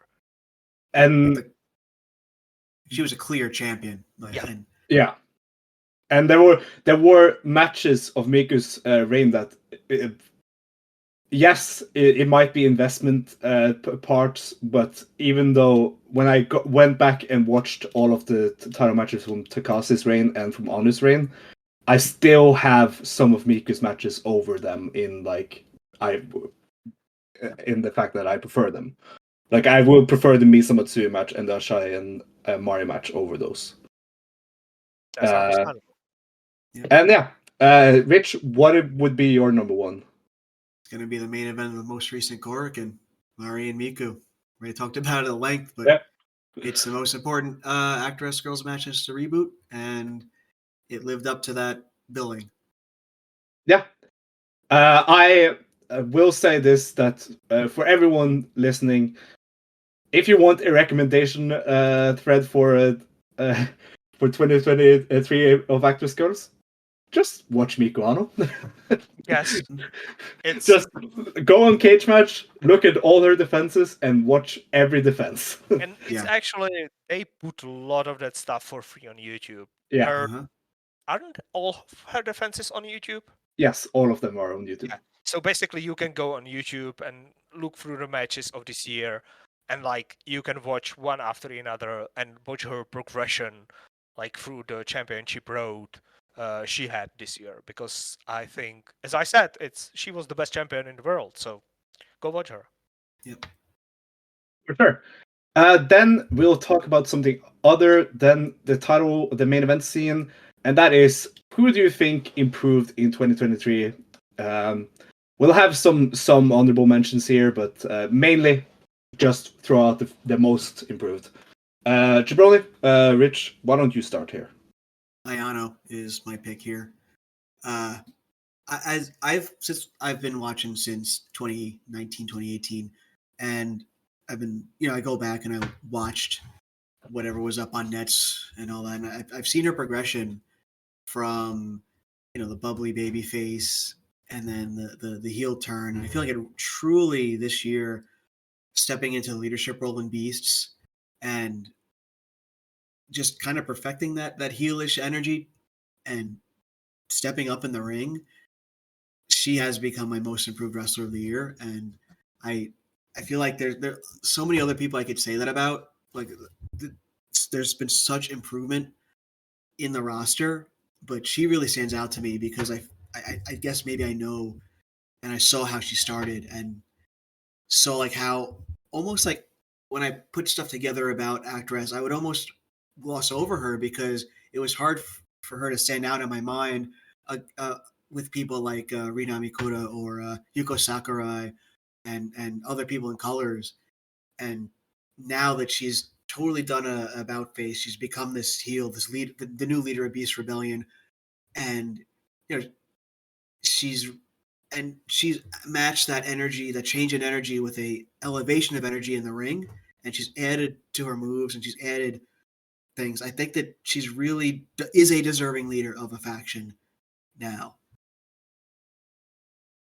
I would completely agree with the last part, that she is the deserving faction leader, because I really believe that. She and the booking of her did did such a good job in making her like super important. When she is in the match, it's important. Even though I don't like see her as like someone I'm going to gravitate to as a wrestler in ring, I think you are right that she has improved a lot, especially compared to what she was before the restart. I think that's perfectly. That's exactly, you chose a right person for that. Yeah. Velkej, who do you My got? most improved is Chikagoto, going from the absolute goof that invited in the fake Inoki and fake Baba, or rather lie Baba or something like that, to someone who I actively enjoy watching wrestling, not just as a personality or like a storytelling driver, because that's what she was at the start of the year, but as a wrestler, as a very competent in-ring performer. I don't think anyone else improved so much this whole year. Especially if we even look at the kayfabe of the thing, she lost in 40 seconds against Mari last in January. In January. Yeah. And now she's she is better than Koki in the faction. She is lapping other people on the roster. It's partly because she's on every show, but she's on every show, so I get to watch her the most, and she has the most the best. She's basically the most improved. I don't think anyone else is as improved as her. Yeah, I think that's another amazing pick. I think she would be my number 2, especially when you consider where she came from and how visible the growth was on screen.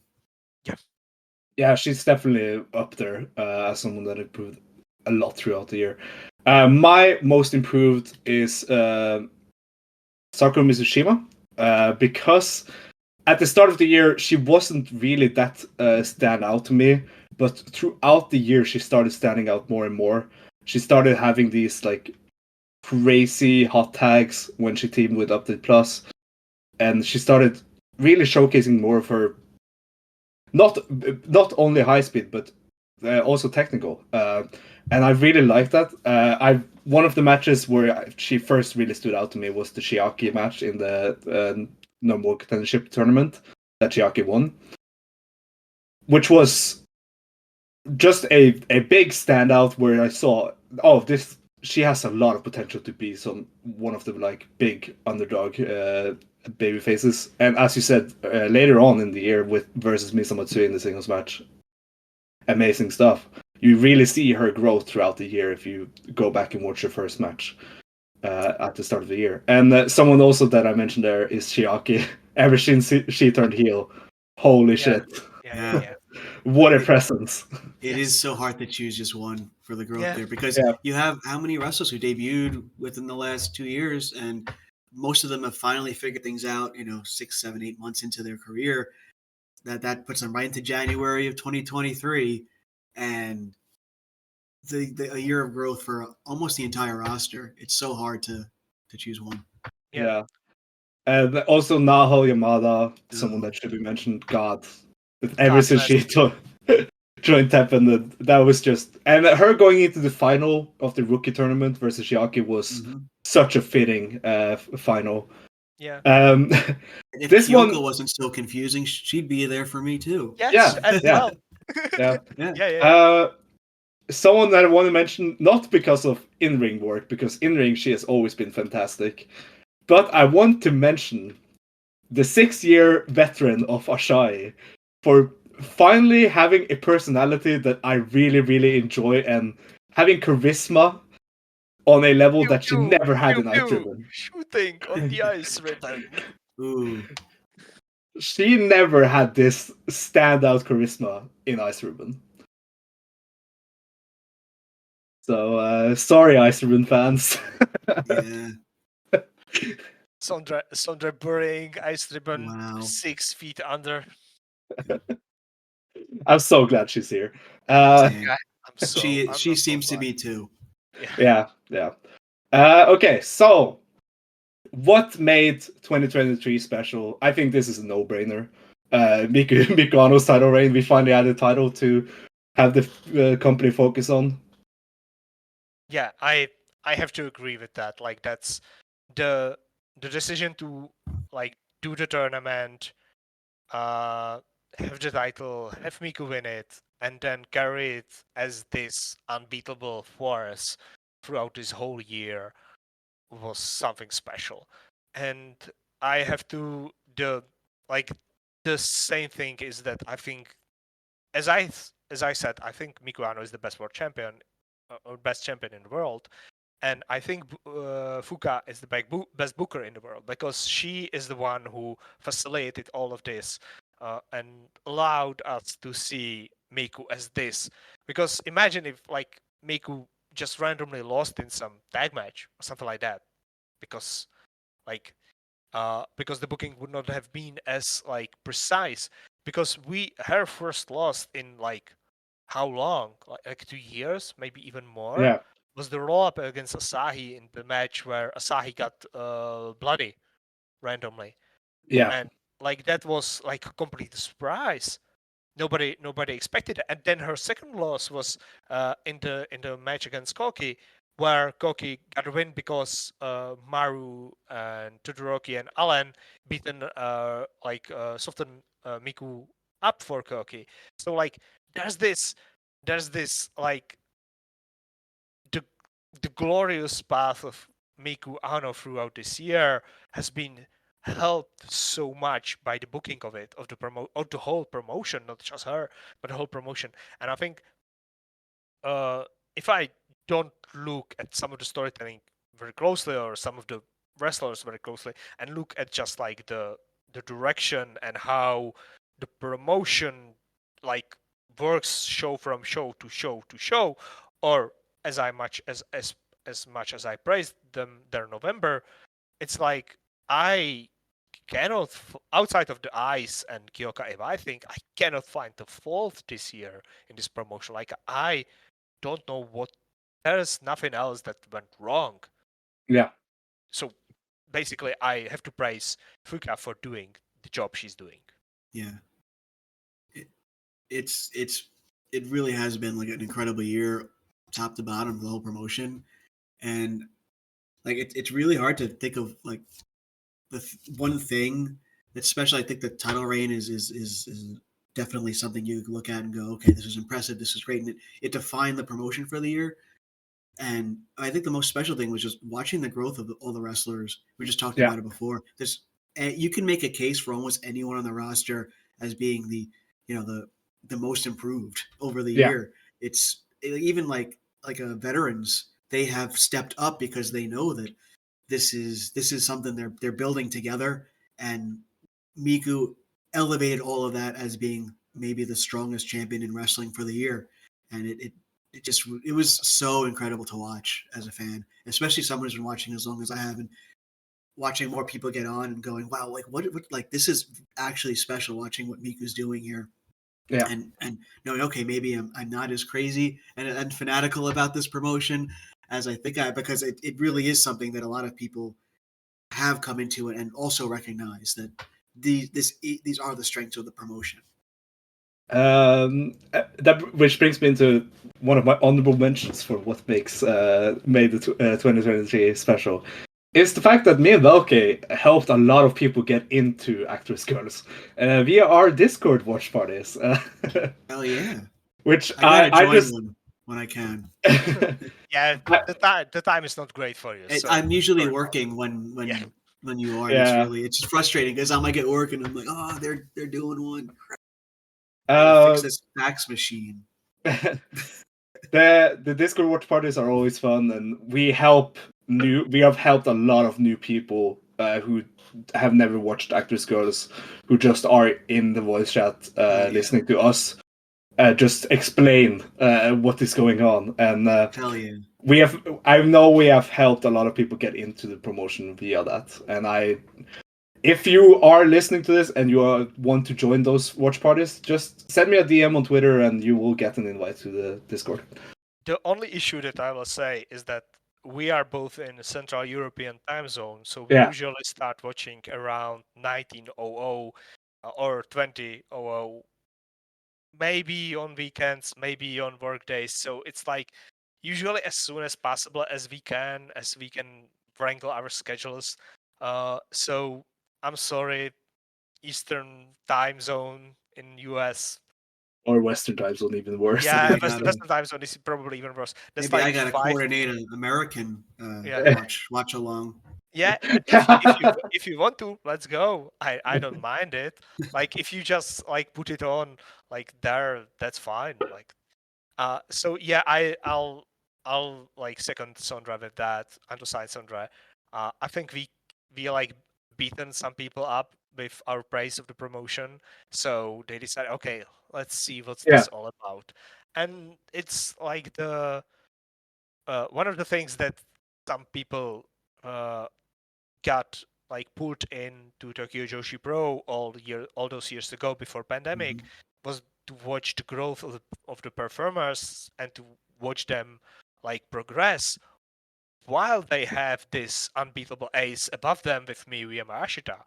The issue, of course, now is Tokyo Joshi Pro is that people have been watching for years now, so they want to see people they have watched grow finally win something. So that's the thing that's like weird right now in Tokyo Joshi Pro or whatever. That's not the place or time for it.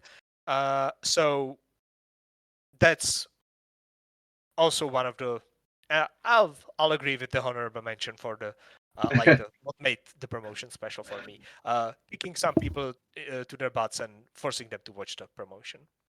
Yeah, and the dynamic that formed this podcast. So each other. then we have another one that is kind of an honorable mention for me is the constant unit warfare, and that leads us perfectly into the next one. Unit of the year. So, Rich, why don't you start here? It's update, obviously. Hell yeah.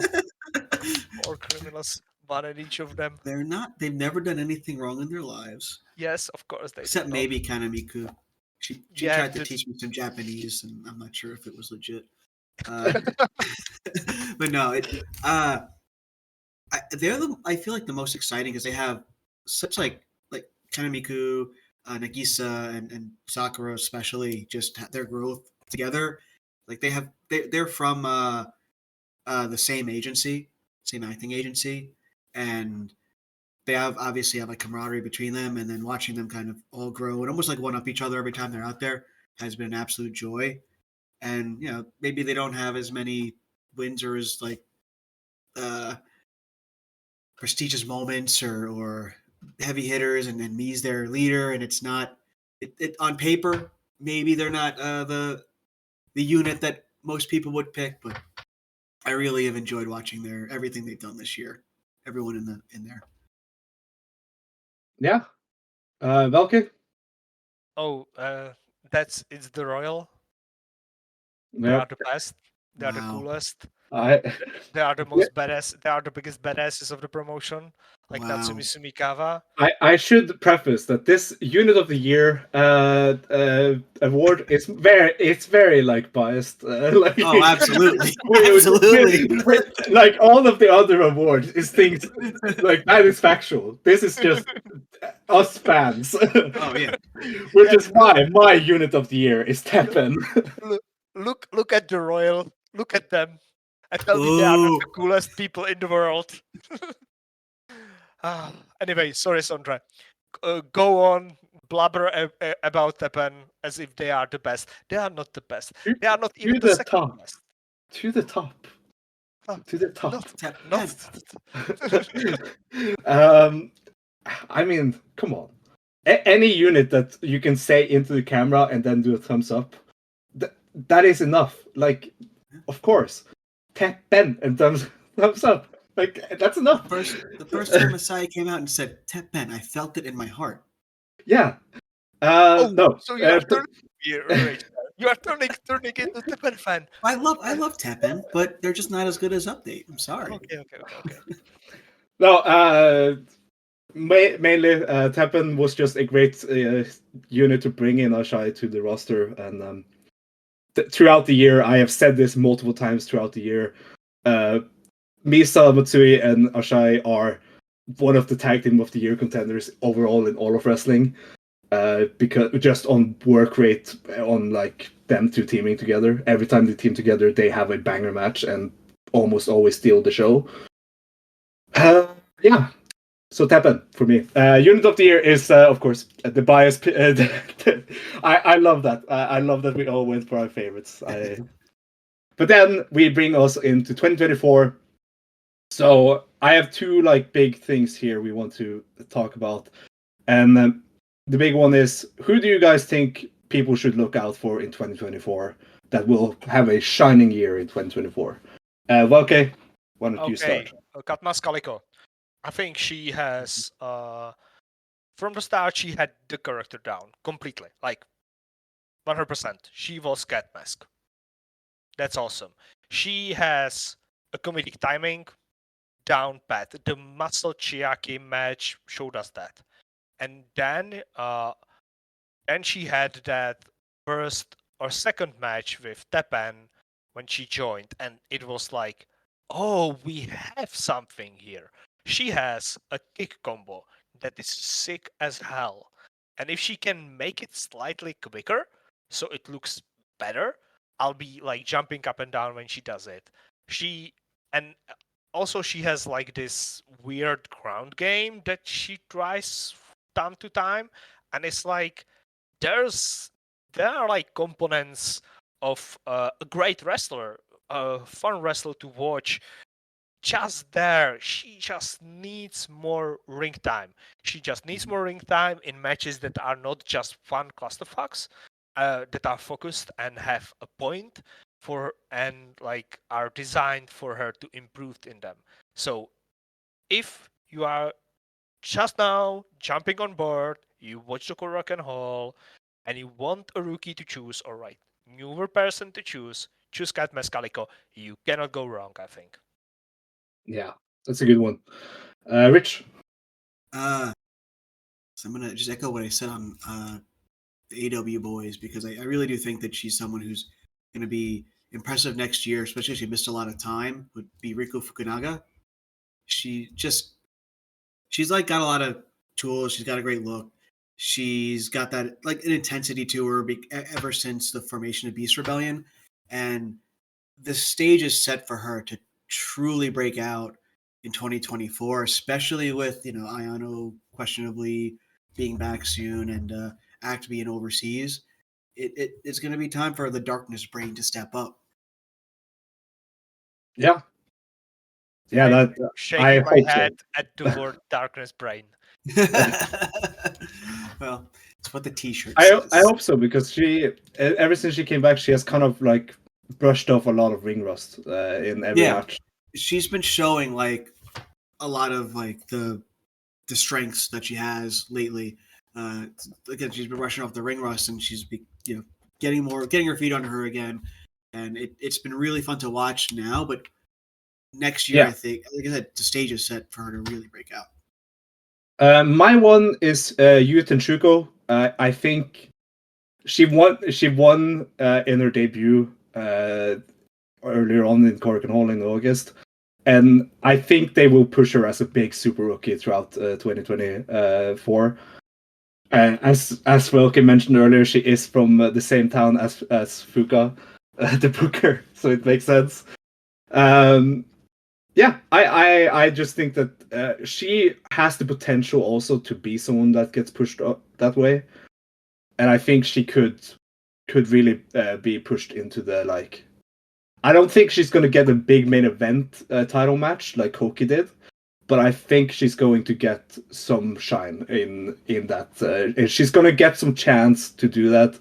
Probably a singles match with Miku. Probably like semi-main event there. And I think that is going to be a big standout of her year. So basically you confirm that she is a Nepo baby. Yes. Yes. The safe pick, but one that really it's for a good reason. She's been impressive. Yeah, she is taller than rest of the roster. She has like the mass, the frame to put on some. If she puts on some muscles and really like focuses on being a powerhouse, I can see that. So I hope she does. She does what she gets the opportunity to show us that, and I hope she fulfills your prediction. And now from Nara.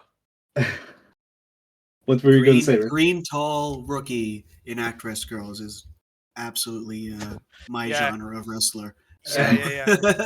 Roster will ask Vaka if he can get the number. Oh no! New member of Godtai. So predictions / wishes for 2024. This one I have so many. So this one we will just take a long time with. My number one though is that tag titles will come back and Teppen will win it. Okay.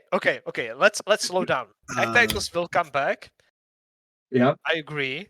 Teppen will not. Fuck! I said that they should win it, didn't yeah. I? You said Yeah, that. I said that. That's true. It's gonna be me and Sakura. Those are They're really the final. those are really good finalists for the tournament, though. Like the best finalists you can put there. So no, they are not going to win that. I think they are also great for challengers or something like that. Someone who can Fuck beat off. be the champions, but they are not the champions. Rich, who do you think should be the first tag team champions? Any pairing from Update will be my choice. Preferably me and Sakura because Yeah. that is the established team. Yes. Yeah. Kanamic and Sakura also have some tag team chemistry, but I don't believe Kanamic could win the title. I think that would be a fun combination. Watching them try to do something in a tournament. That would be really great, like tournament winner for rookie, like for rookie challengers. Yeah. Yeah, like two rookies challenging. Like if there's veteran team holding the belts. If let's say Misa and Asahi are the champions, I would love to see Sakura and Kanamic to win like this some kind of tournament to challenge them for the titles in Shinkiba. That would rule. Yeah. They would be bullied so much. That would be so good. Who do you think should win the tag titles, though? Since you backtracked on your Teppen. No, they should be the first champions. Okay. So they are the best tag team in the promotion. So yeah. Outside of Miku and Mari doing the unwilling tag team, that won't happen. Yeah, that won't happen. So if Mari is not you can still do like Mari and Miku unwilling tag team partners against the tag team champions and get tag team champions beat them. So like you can do that in Korakuen Hall, but that would stack both titles in the same match, and that's bad. So or after Mari loses the titles, they can do this tag team run, maybe possibly, but that's too far in the future. So let's not talk about that. Yeah. So, Rich, what is your number one prediction?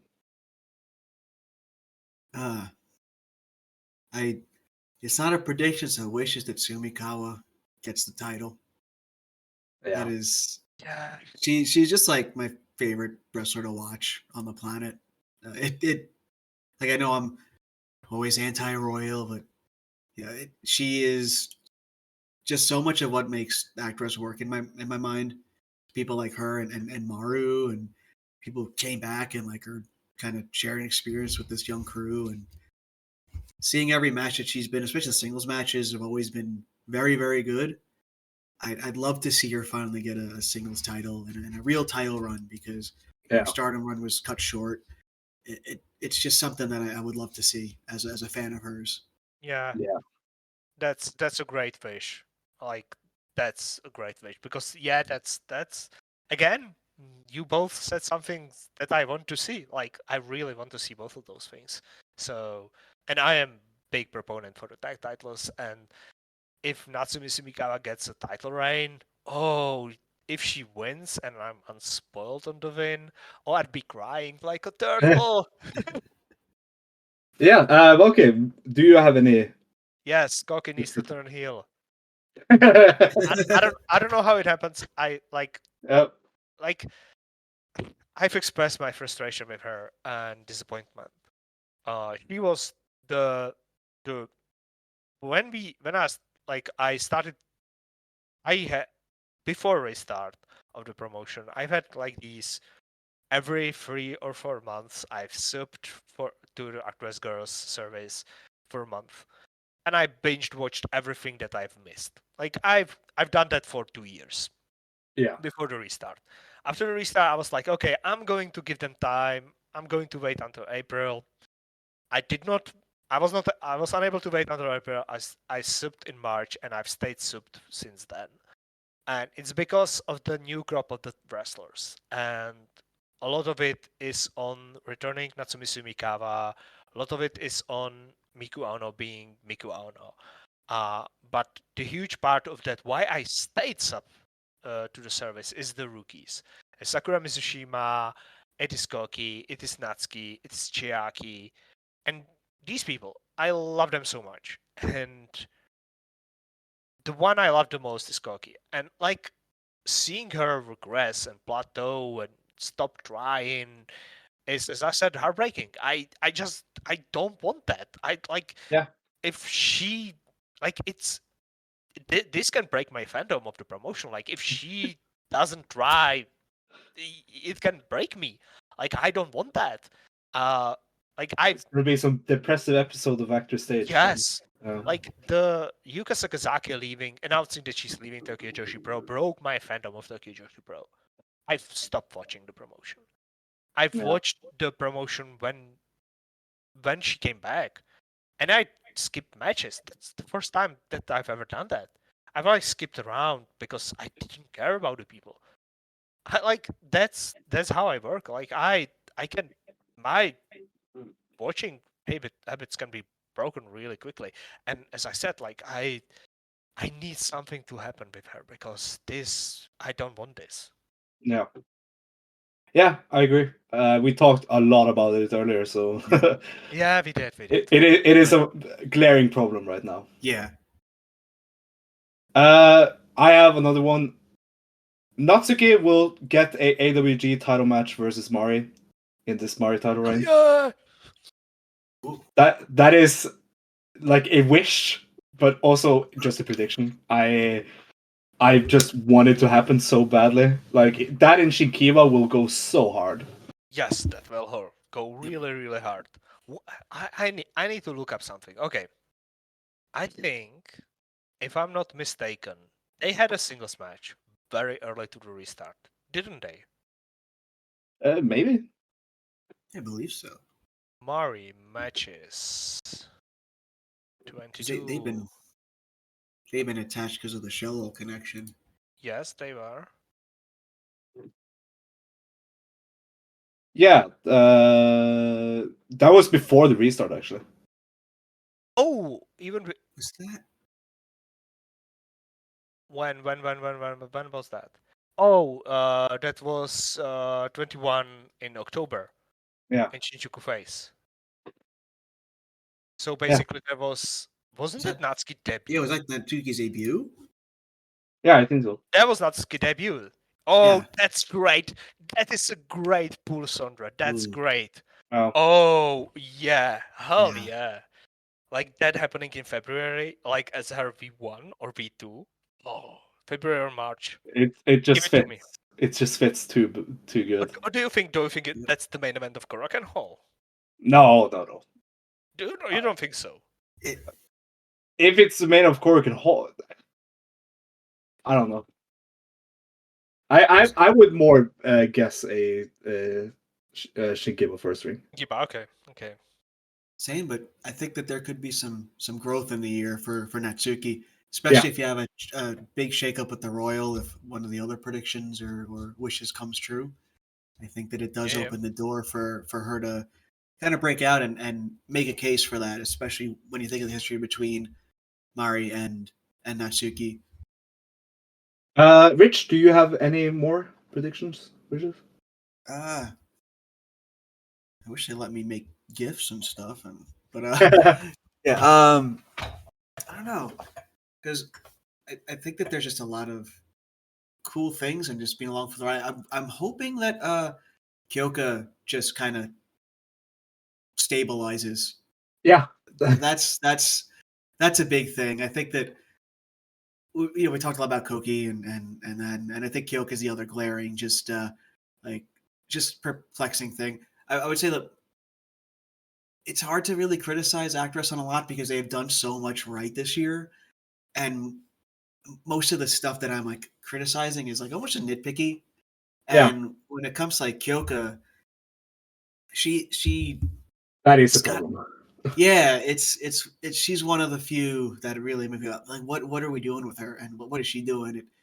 She's very like talented performer, very like intense presence, and someone who could do so much more than just kind of being a question mark between multiple different units. And is she a face? Is she a heel? Is what? So I think that there's growth to be had for her, like in the ring, and there just needs to be a solidification of that character of what she's doing, because so many have things so well defined. Even like Yui, who's brand new, it's frustrating. And then like Alan is also a frustrating part of Jidoshu, because I want to see her more, and she's not doing much. Maybe it's my frustrations with Jidoshu, and they're similar to Beast in a lot of ways, and it's just I want to see them. But I want to see them truly carve out a space for themselves. Yeah, and I think that Kyoka is an important part of that equation, because she's someone who can really do that. Yeah. Yeah. It's the thing about Kyoka is that we have in the promotion people who like shift between the heelish and face-ish things with Kira N, who like is basically unaffiliated and like slides through the cards. Yeah. But it it's does also not matter. Jidoshu. Yeah, and it Yeah. does not matter for her, and we are not questioning her because she is Chaos incarnate. That's fine. Like nobody, nobody questions that. She's weird and That's her does weird thing. things. Yeah. That's like her defining characteristic. But with Kyoka, we had her really like well defined before the turn, after the turn, before the face turn, after the face turn, and now what? Like there's confusion with her, which, as I said when I said what's the best part of the promotion was the direction and booking, is the one like mistake through the whole year. So she's the glaring issue. So yeah, Yep. the wish or the prediction for her to like to choose the lane is, yeah, that's big. Yep. Yeah. I think maybe it's like the confidence of her as a performer, and Maru vouching for her and just letting her do her own thing, and it just something we have to watch settle in 2024. But it's something we will we want an answer to, and I think that it's just one of the little frustrating things. Yeah. Another big prediction I have is that Mario will not go past V4. Short. Yeah. I'm internally booing it, but I'm also like nodding in agreement. Miku went V7, and she failed in V7, and that was a over 10-month reign. I think V4 is pretty good for Mari. Mari's going to elevate someone in a big way, I hope. Yeah, that's what I mean. I think she loses it to a heel, whether that is Ayano when she returns or a heel Koki, as we have speculated. I think she loses it to a heel. That would be very big for Koki. Like, I know, extremely big. Yeah, but we'll see. I just think that we aren't going to have this year-long title reign. So you think the strategy right now would be like the new performers are the ones that make the promotion exciting and interesting. Let's quickly give someone the belt. Let's move it from the veterans. Well, not quickly. I think she's gonna lose it like in May, June, and that will still have been a long reign. Do we have their schedule for the Korakens? I think we do have the schedule for the Korakens. Yeah. So the first Koraken is on the 24th of March. Yeah, that's the March Koraken. So that's the big main event for Mari, where she still needs to win. Probably Natsumi. Probably Natsumi, because Natsumi won in the semi-main event of the last Korakuen Hall show. Yes, that would make the most sense. What is the next Korakuen after that, Rich? I believe it's going to be August. Okay, so go through the whole summer again without Korakuen. Nice. That's a lot of Shinkiba first ring shows. Again? I thought they had Then. the July or June show there, because I thought that they have changed the schedule. Like they had gotten one more Korakuen. Because I really don't like their strategy with the autumn Korakuens, because I think that's bad. Yeah, I agree. Because they had what? October, December, and before that they have August.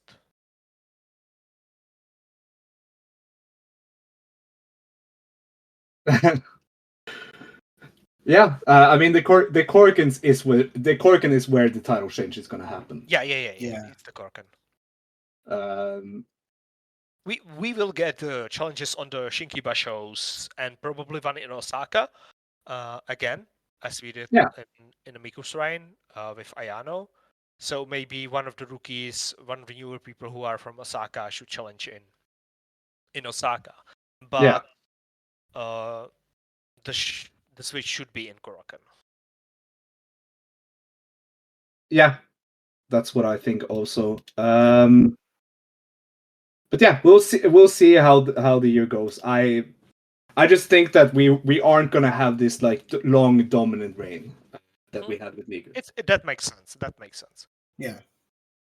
And in the end, I think she's gonna put over a heel. But that I'm not so sure about. Yeah, the issue is that right now the heels that would have been the winners of the title is Ayano, Chiaki, and Kyoka if she stays heel.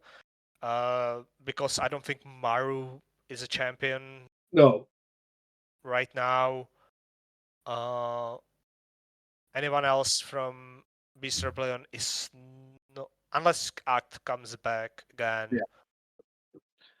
But I think Ayano is most likely. Yeah, Ayano is most likely, because even before Act started to be built up for a title match, Ayano was the one who was winning the matches when they were in the tag matches together. So I can see that. Yeah. Well, or maybe it's Misa who is heel. Oh. That's a. Is that a wish? No, it's not. do you think Misa would work as a heel? I think no, Misa is already heel. Oh yeah, true. That's true. So no, I think I really, because I really want the tag I would love Misa winning. No, I really want the tag titles. So I really want tag titles to be Misa and Asahi belts. Like I want them to have the semi-main events on Korakuen Hall shows for the tag belts, or main events on some of the Shinkiba shows for the tag belts, because I think they are perfect for that. Yeah. So I just want to close it here because we are going a bit long here. But I want to do a quick preview of January. We have 6 shows in January. All are going to be up on nets. One is already has already happened. It's not up yet. It was on the 5th. That was the show where they had Update Plus versus Teppen in a secret Captain Falls elimination match. They also had Kira Ann and Mari versus Shiaoba and Murray and Sayahara. A 8-woman tag, Shiaki, Koki, Kyoka, Iwai, Renson, and versus Nagisa Shiotsuki, Natsuki, Natsumi Sumikawa, and Riko Fukunaga. And a singles match, Shiga Goto versus Yu Tenshuku, and as I mentioned earlier, the secret Captain Falls match, Update Plus, Kanami, Nagisa, Shiotsuki again. Okay, she worked double duty on the show. And Sakura Mizushima versus Teppen, Ashai, Katmas Kaliko, Misamatsu, and Nao Yamada. And the main event was Miku Aono versus the Great Asako, as set up on Korakuen. That show happened on the 5th in Shinkiba. Yeah. And one of the interesting things that I don't know if I mentioned on the podcast or if just I talked about it with you, Sondre, is that this show continues the tradition of the shows in Shinkiba that have main event and co-main event, where you have the main event, which is like the big story match or something like that, big angle match, storytelling device, which we have Great Asako and Miku Aono. Yeah. While we have this pure wrestling, joyous tag match underneath it in the semi-main event that will probably go longer than the main event because the main event is shenanigans and fun and such and angle heavy, while the semi-main event is this. I don't dare click on how long it was because I don't want to be spoiled. Yeah, that's 5 versus 5. Yeah, 4 versus 4. Oh, 4 versus 4. So 4 versus 4, it's like that's like perfect for these 8 women. Like this will be the match that we will see Calico like step up. I think. Yeah, I have a friend who was at the show and he said that that match was amazing. So. I can see that. Really looking forward to that match. So the rest of January is laid out like most of the shows are produce shows from the different units. On the 12th is a produce show from the Royal. The card for that is opener singles match, me versus Sakura Mitsushima in Update Plus Explodes match. I'm sure both me and Rich are very looking forward to that. It's breaking my heart seeing that match graphic. Yeah. Then a 6-woman tag. Katniss Calico, Marina Sayahara, and Ashai. Marina Sayahara should just join Teppen during the year. Yeah, she should. Versus Ayano Irie, Nen Arada, butcher that name all the time, and Renson, still Renson, not Ren. I think Ren is dead. It's just gonna be Renson. R.I.P. I actually liked Ren more than Renson, so it really sucks. Then a 4-way match. Naru versus Miku Aono, who still has the title, versus Mari versus Asako Mio. It's funny because the graphic still has Miku Aono with the title and Mari right next to her without the title. So get on it, graphics team. Then a singles match, Mari versus Misa Matsui. That is just amazing. Then in the main event of the Royal Produce show, a all-royal 4-way match. Natsuki versus Natsumi Sumikawa versus Koki versus Shika Goto. Will this be the turn? Need the turn. Need it so badly. Like if they do it, I'd be like jumping up and down with joy because if they do it, they've set it up properly. If they don't do it and nothing changes and Koki pins Chika in this match, I'd be so disappointed. Like that's the worst result possible of this match. Yeah. That the status quo stays the same and Koki simply beats Chika. That's like worst result possible, and it's the most probable result of this match. Yeah, probably. I like it. I like that on their produce show they all go against each other though. Yeah, that's good. That's a good bit. Yeah. Then there's a Osaka show on the 14th of January in the 176 box, of course. No card for this show yet. Then the Teppen Produce is on the 19th of January. Still no card for that either. Teppen probably won't even announce the card until like the day before. They're like, well, oh, we have a show we have to produce. Oh god, then that's like the most Teppen ever. Then we have a full card for on the 25th, which is the Jadosu Produce show. The full card is opener Mari and Nagisa Shiotsuke versus Sakura Mitsushima and Kanamik of Update Plus. Then Miku Aono and Rensan versus Koki and Erina Yamanaka from Best Body Japan, which is cool. More Erina Yamanaka in the ActWres Girls is awesome. Then special singles match, Kyoka Iwai versus Allen. I hope this gives us more like of an idea answers. of where. Give us answers. Yeah. Yep. Then a tag match, Natsumi Sumikawa and Marino Sayahara versus Katniss Calico and Shika Goto. And then in the main event, hardcore match, Kiran and Maru of Jadoshu versus Teppen, Ashai, and Misomatsui. Yeah, we asked for blood, so... Yeah, we asked blood. And then there's the one final show on the 31st, which is Beast Rebellion's produce show.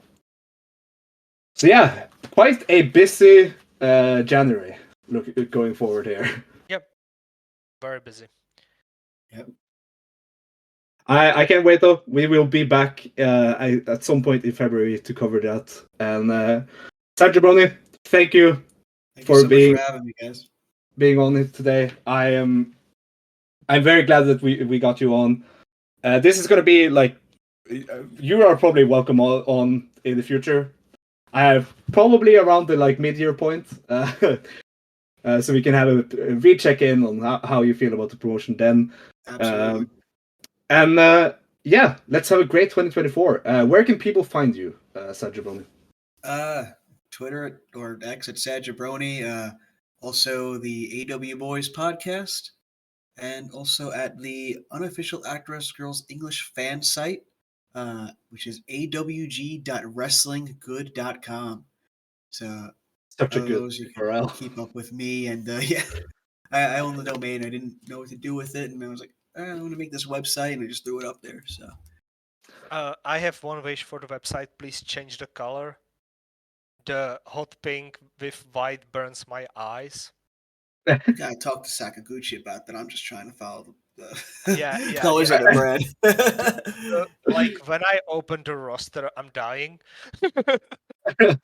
It's like my eyes. My eyes. A dark mode or something. I don't know, but that might make it worse.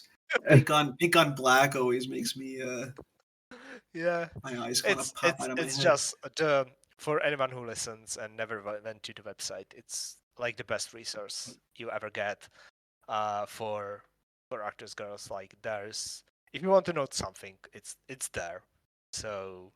And you have written down all the alumni also, which is I actually really got to go back and kind of complete that section. I have like half done that, so it's the website's just a constant work in progress, and I'm always trying to keep it updated.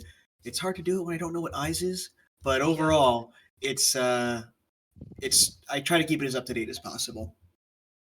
Yeah, which is awesome. That you do that alongside all the other stuff you do, which is awesome. But yeah, Velkej, any final things you want to say? Let's hope Koki turns heel. Yay! Yay, 2024. Yeah, we will be back next month. Me and Velkej probably is just us two this next episode, and then the guests will be now and then.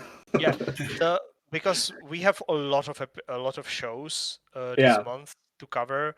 I don't think we can afford another person. For the January. We will see about the February, because I think there's going to be some title matches possibly, and I'd like someone else on the show as well, because this 3-person show was really good, I think. Yeah. There is one guy who will kill us if he doesn't. Yes, isn't allowed on soon. We have to bring him in. So yeah. And I think we'll probably have an episode ready in the second week of February, because I think the 31st show will be up around the 5th or something like that. So that's probably the schedule, like how it's looking. Also, I don't have anything to plug. Follow me on Twitter. I talk shit about AEW and hate New Japan Pro Wrestling right now. So. Even though they had a great Dome show, they just ruined it by bringing in. Riddle. They are booking Matt Riddle, and Marty Skull has a free weekend when Matt Riddle is tagging with X. I'm terrified. Yeah. No more talk. This is the last time Marty Skull will ever be brought up on ActWres stage. Come on. Yes, that should be that. Okay. Thank you for listening. We'll see you next month. Goodbye. Bye.